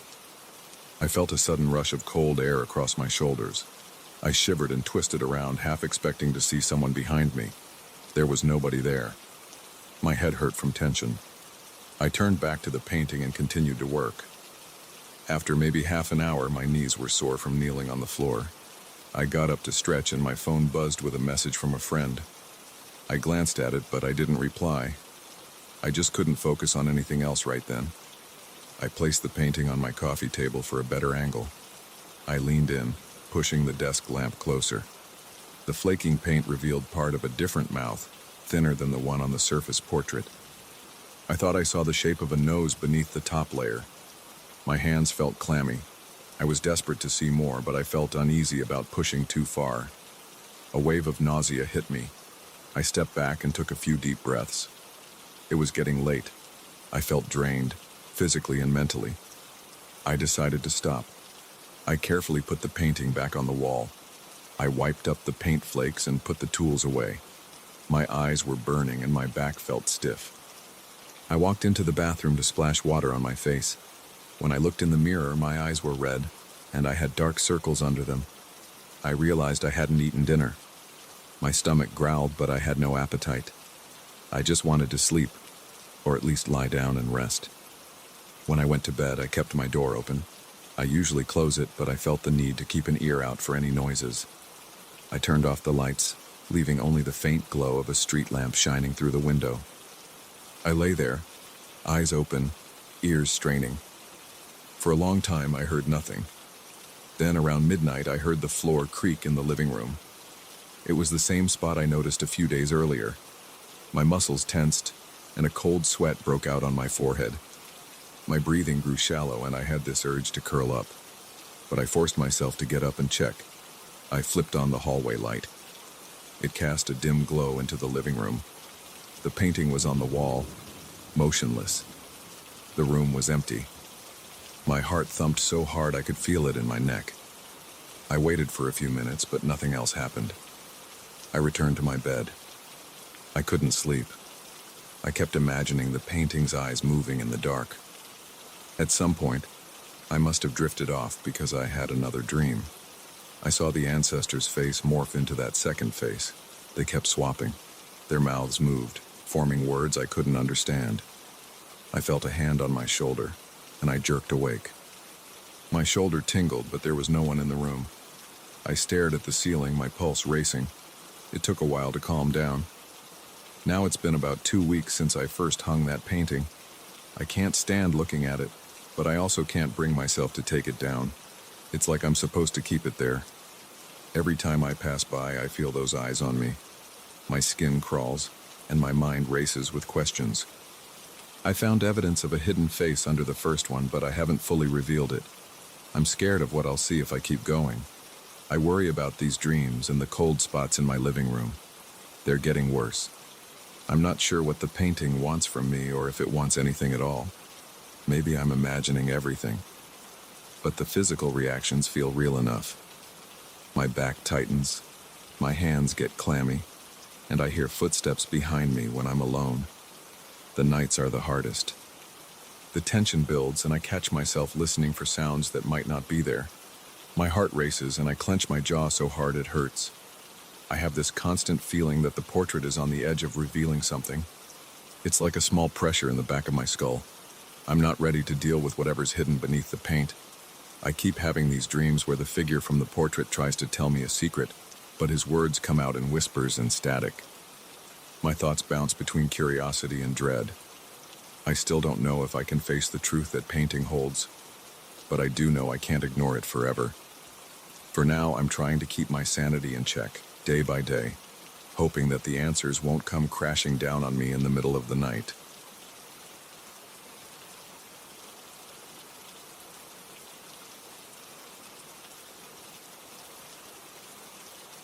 I almost walked out of the theater that night without thinking twice. I had finished my regular checks, I was tired, and the only thing on my mind was getting home. But I heard something through the speaker connected to the main microphone. It sounded like a faint hum, a female voice carrying a tune I didn't recognize. That was the moment everything changed for me. I stopped near the mixing console, stared at the empty stage, and felt my pulse spike. I didn't see anyone up there, and the sound system was on standby. I thought maybe there was a glitch or some interference from another frequency. It didn't make sense, but I figured I could test the lines one more time before leaving. I stayed until almost midnight, checking every cable and every input. I found nothing wrong. That hum stayed in my mind. The next day, I came back in the afternoon for routine tests before the evening performance. I was the first one in, which was normal. I prefer working alone to avoid questions or interruptions. I turned on the power amps, tested the microphones, and everything was silent. No static, no voices. The show went fine that evening. After the final act, I lingered on stage, picking up stray cables and rolling them properly. I locked the back door, turned off the main stage lights, and went down to the booth again to make sure everything was off. That's when I heard it for the second time. The same voice, only now it was singing a series of notes in a different pattern. I felt a tingling on the back of my neck, like my skin had tightened. I swallowed hard and tried to stay calm. I switched on the stage lights from the booth and looked out at the curtains. No one was there. The seats were all empty, the aisles were empty, the stage was empty. But the sound was definitely coming through the monitors. The hair on my arms stood up. My chest felt tight. I turned off each channel one by one, but the sound continued until I muted the entire board. Then it stopped. I told 2 of my co-workers about it the next morning. They looked at me like I was talking nonsense. They said I was probably tired and hearing things. I didn't argue, but inside I knew I was fully alert. I'm used to long nights. My job demands that I pay attention to every tone, every hum, every hiss from the speakers. It's my profession. I don't make things up. When we had a break that afternoon, I decided to run a full diagnostic on the sound system. I spent hours on it. I checked the microphone cables, the wireless packs, the frequencies, every piece of equipment. I couldn't find a single fault. Still, I hoped the voice wouldn't come back, but part of me wanted some closure. I wanted to confirm it was a technical error, but a more honest part of me wanted to hear it again. I was starting to feel curious, maybe even obsessed. That evening, we had a musical performance on stage. I stayed backstage to manage the microphones while the stage manager handled the cues. Everything was normal. After the final bow, I started my usual routine again. I walked around, picked up equipment, rolled cables, and powered off the stage lights. Then I returned to the booth to do another shutdown. A slight chill ran down my arms as I tested the main microphone again, alone in the booth.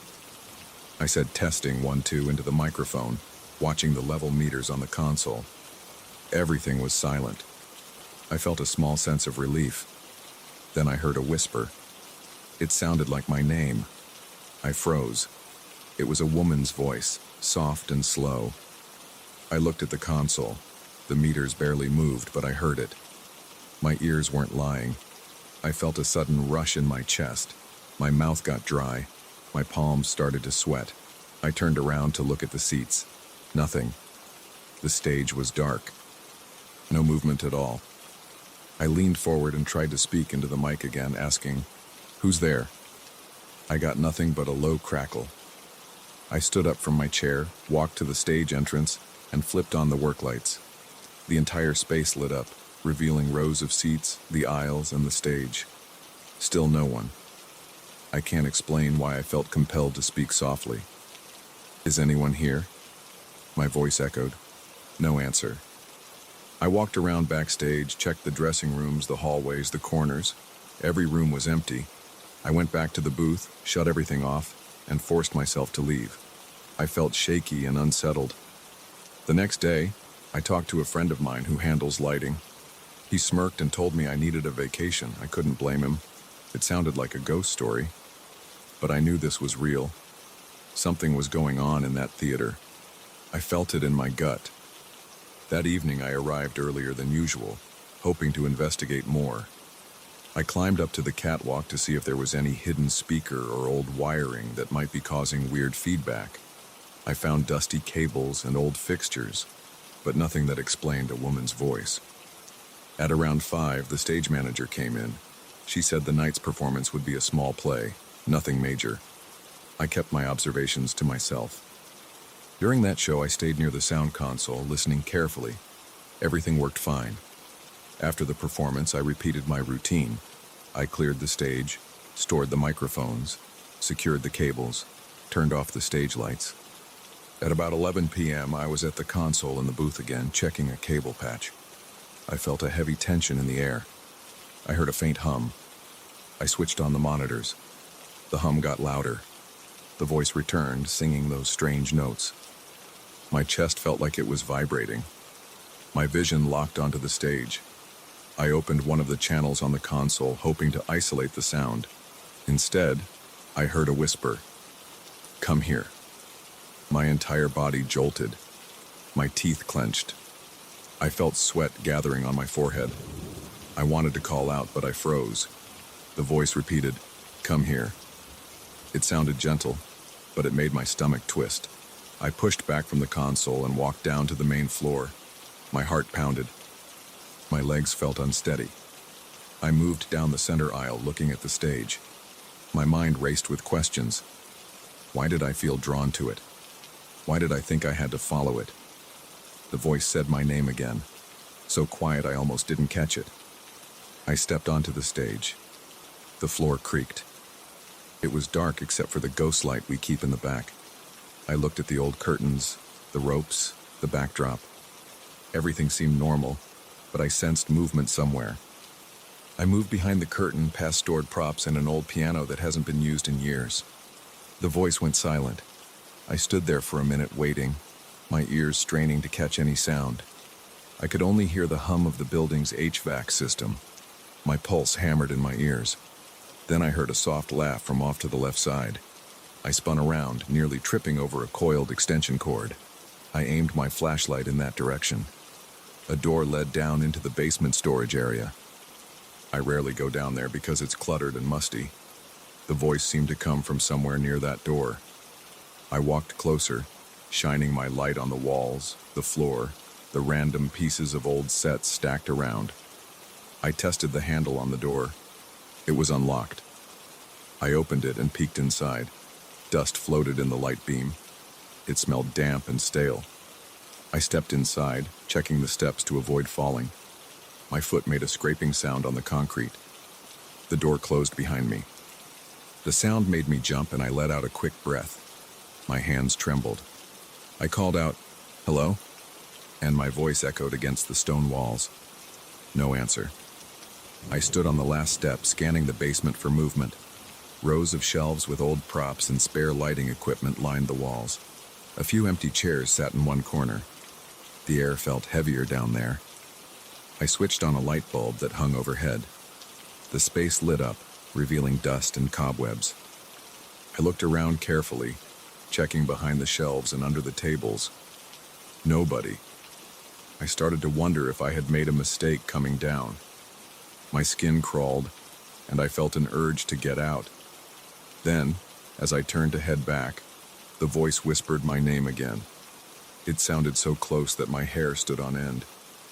I whirled around, shining the flashlight. I saw a shadow move near a stack of old set walls. My pulse was so strong that my hand shook. I tried to speak, but my throat felt tight. I forced my feet to move forward. I approached the stack of old set pieces, feeling like I might pass out from nerves. Nothing jumped out. I kept shining the flashlight. I kicked aside some cardboard boxes to see if anyone was crouching there. Nothing but dust and scraps. Then I felt a slight brush of air near my neck, like someone exhaling. My body tensed. I spun around, flashlight beam sweeping across the floor. The voice whispered one word so softly I almost didn't catch it. "Stay." My knees felt weak. I couldn't see anyone, but the sound was too real to be in my head. I stopped, trying to breathe, trying to keep my mind clear. I felt my heartbeat hammering. I realized I was dripping sweat. I needed to leave. I turned off the light bulb, climbed back up the steps, and opened the door. The backstage area looked the same as always, but my senses were on high alert. I expected something or someone to appear. No one was there. I put the flashlight on a shelf and walked onto the stage.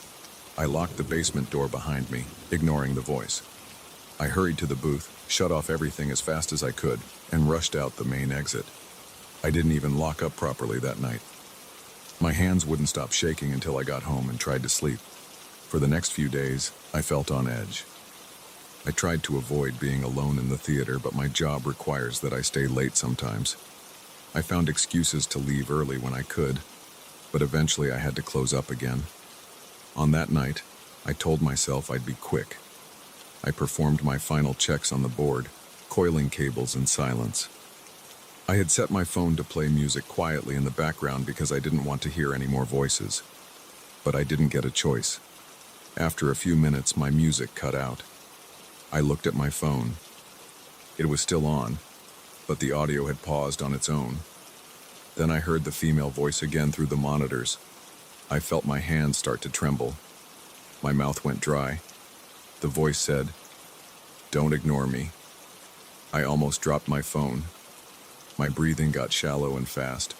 I muttered under my breath, "What do you want?"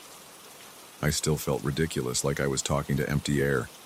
The voice seemed to come from right behind me. "Follow," it said. My heart pounded so hard I thought I might faint.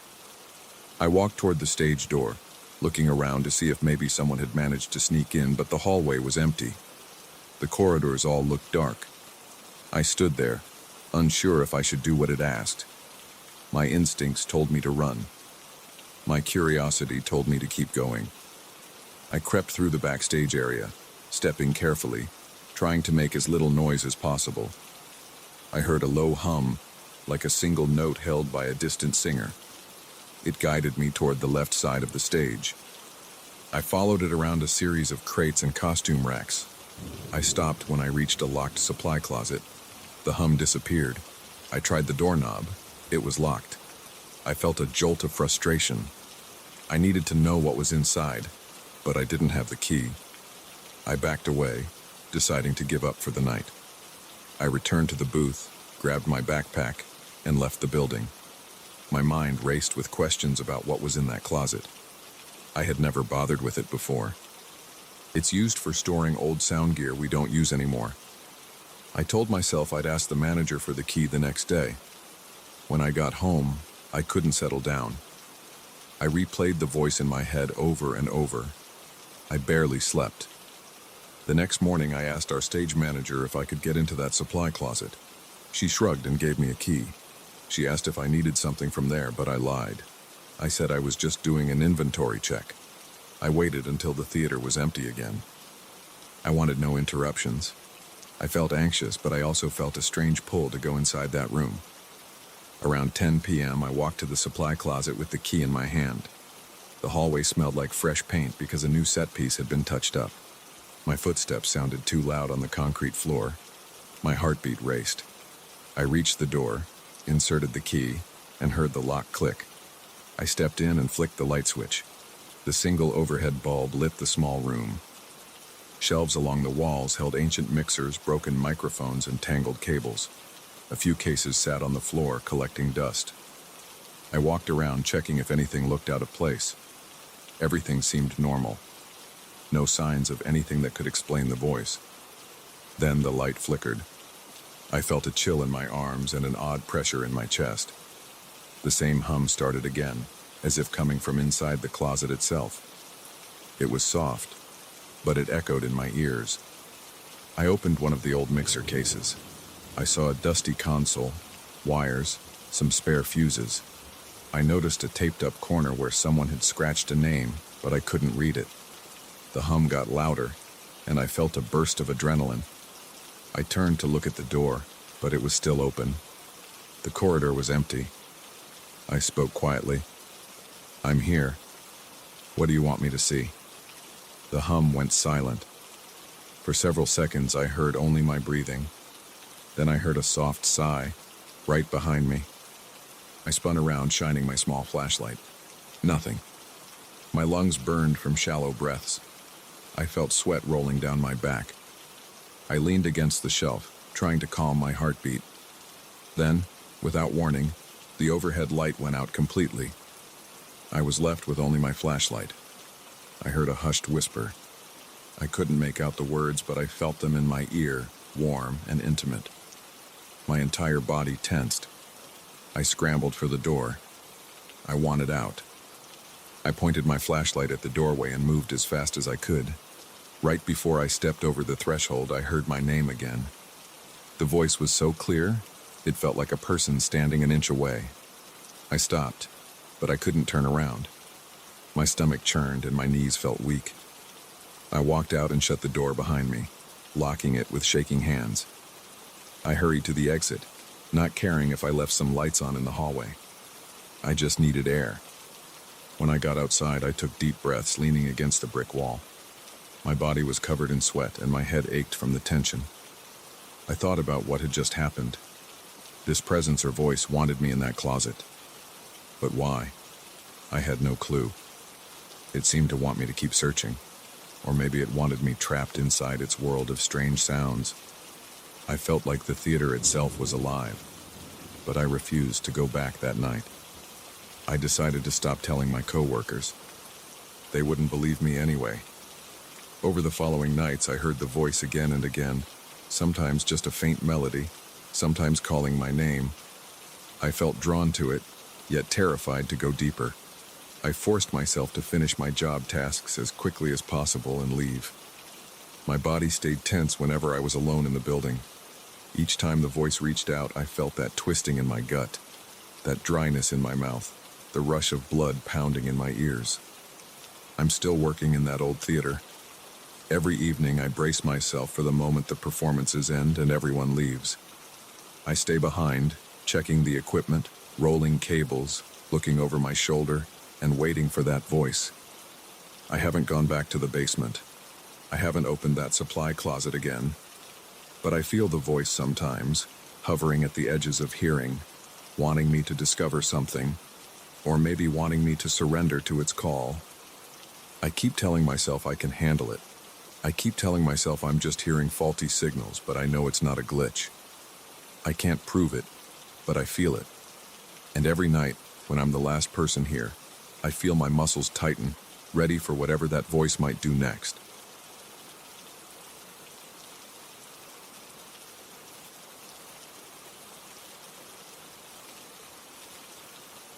I heard the first complaint about my guest room on a night when my old friend Mark stayed over after a long road trip.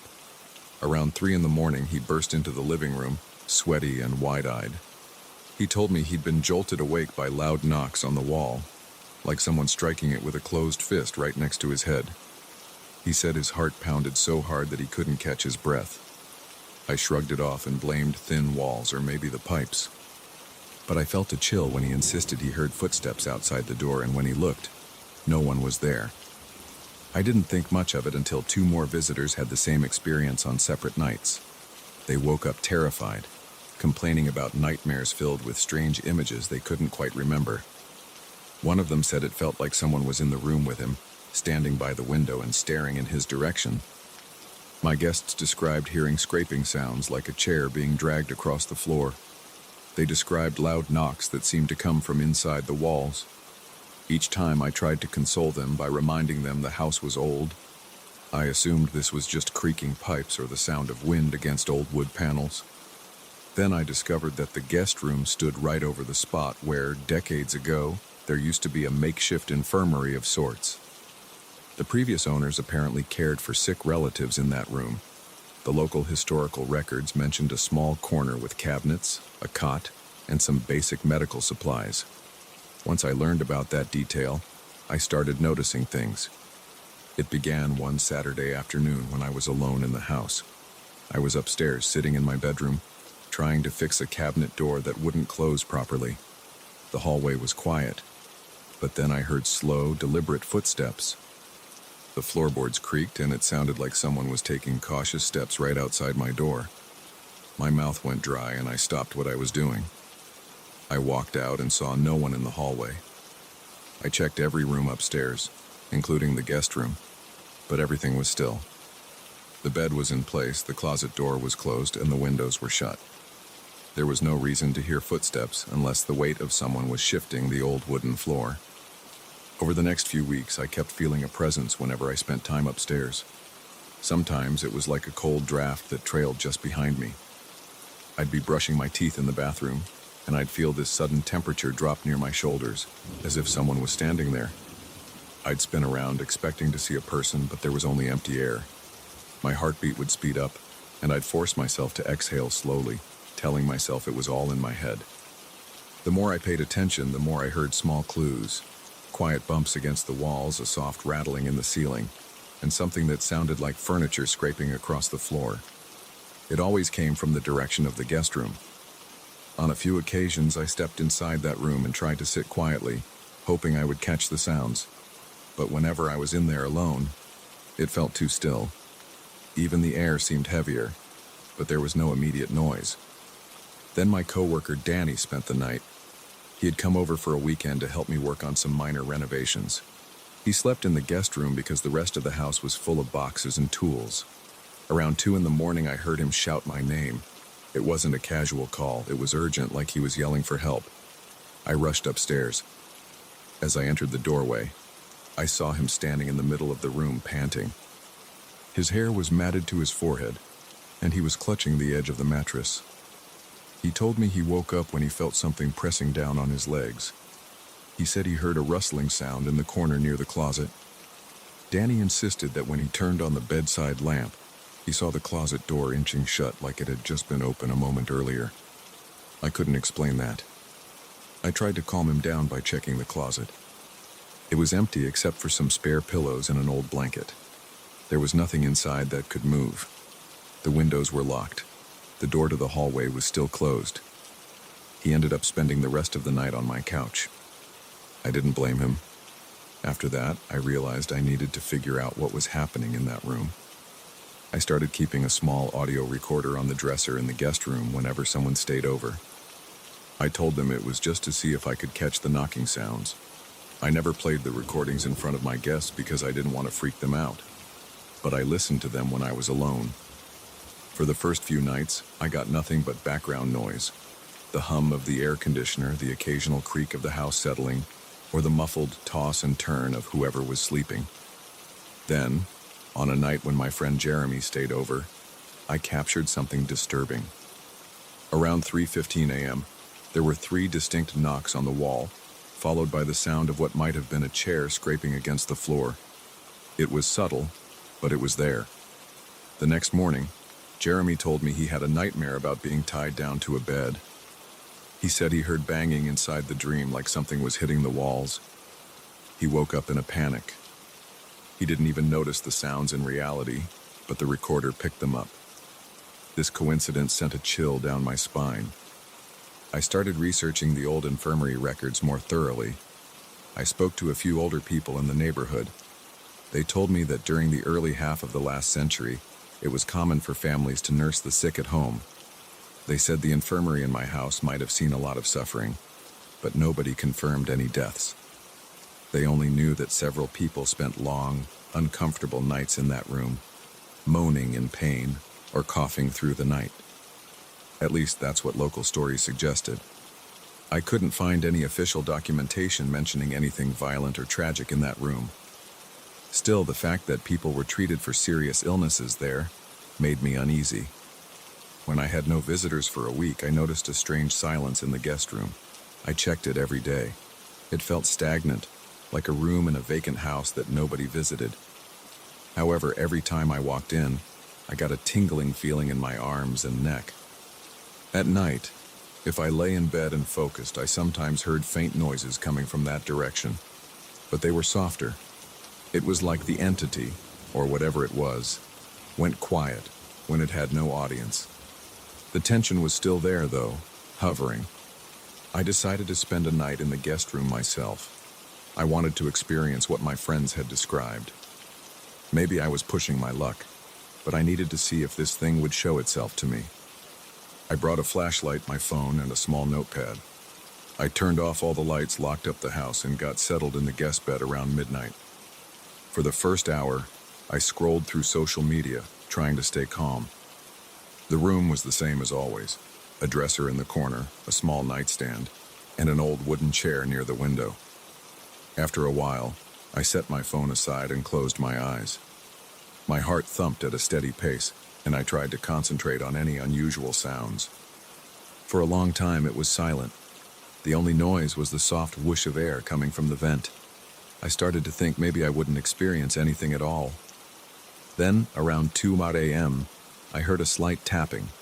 It was more of a light scratch than a knock, like a fingernail sliding across the wall right behind me. I sat up and flicked on my flashlight. There was nothing to see. The wall was plain, with no pictures or shelves. I tapped my knuckles against the same spot, trying to figure out if a loose pipe or a tree branch outside could make that sound. There was no tree branch near that portion of the house, and none of the pipes should have been moving enough to cause a scratching noise. The moment I turned off the flashlight, I heard it again, this time on the opposite wall. My stomach tightened. I got up and moved to the other side of the room. I stood still and waited, holding my breath. Everything felt heavier and my arms were tense. A few minutes later, I heard a soft thump on the floor near the chair by the window. I whipped my head around and aimed the flashlight there. The chair hadn't moved. The curtains were still, but I felt sure something had touched the floor. I knelt down and placed my palm against the spot. It was just an old wooden floorboard, cool to the touch. No sign of anything that could have caused the noise. My heart was pounding. My breaths were shallow and fast. I remember wiping sweat off my forehead. I sat back on the bed and grabbed my phone. I checked the time. 2:36 a.m. I decided to record a voice memo, just to see if I could catch any sounds. I rested the phone on the nightstand and whispered, "If there's something in this room, let me know." My own voice sounded shaky. I waited for a response, feeling a tingle at the back of my neck. That same cold sensation I'd felt before crept over my shoulders. I looked around in the dark, but I saw only the dresser, the chair, and the bed. The corners were dim and the closet door was slightly ajar. I stared at that dark gap, convinced I might see it move. It stayed still. The tension in my chest was becoming unbearable. I could feel my pulse in my temples. I tried to focus on any subtle sound. Eventually, I thought I heard the faintest of squeaks, like a door hinge turning. I stared at the closet door, but it wasn't moving. I stood up, walked to the door, and pushed it open all the way. The closet was empty except for the same items as before.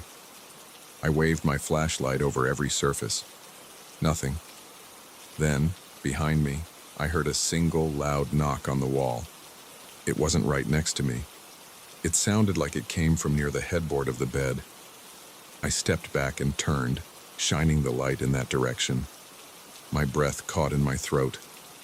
I felt a sensation like static running across my skin.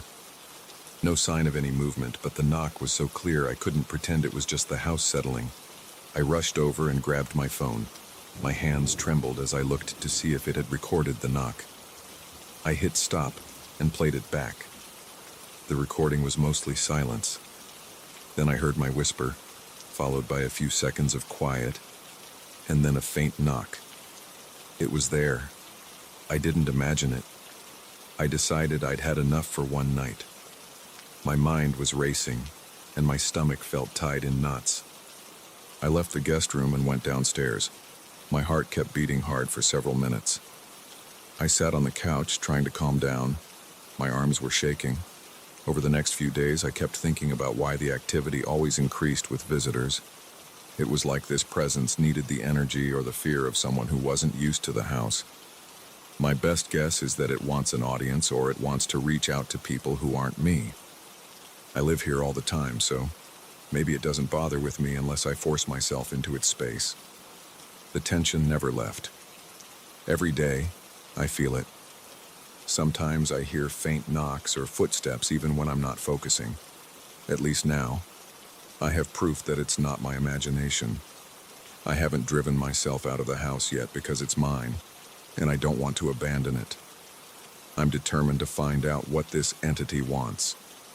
I've thought about bringing in someone who knows about paranormal investigations, but I haven't done it yet. I'm not sure if I'm ready to turn my home into a spectacle. I've considered asking my next visitor if they'd allow me to set up more equipment in the guest room, maybe a video camera and some sensors. I need more evidence. I need to understand why it stays quiet when the room is empty, why it knocks on the walls, and why it keeps causing nightmares. Sometimes, when I walk by the closed door of the guest room in broad daylight, I sense a shift in the atmosphere. The rest of the house might feel normal, but the air around that door feels colder. I pause and listen. Usually there's nothing, but my spine tingles anyway. I take a breath and move on. I have to keep living my life. I have my job, my routines, and my friends. I can't let this consume me completely. Still, each new time someone asks to spend the night, I brace myself. I warn them the room can be creepy. Some laugh it off, thinking I'm just being dramatic. Others choose to stay on the couch, preferring not to risk it. But I know that eventually, someone else will sleep in there, and the cycle will repeat. They'll describe the knocking, the nightmares, the feeling of being watched. They might hear scraping sounds or footsteps. They'll probably come running out in the middle of the night. I'm not sure how this will end.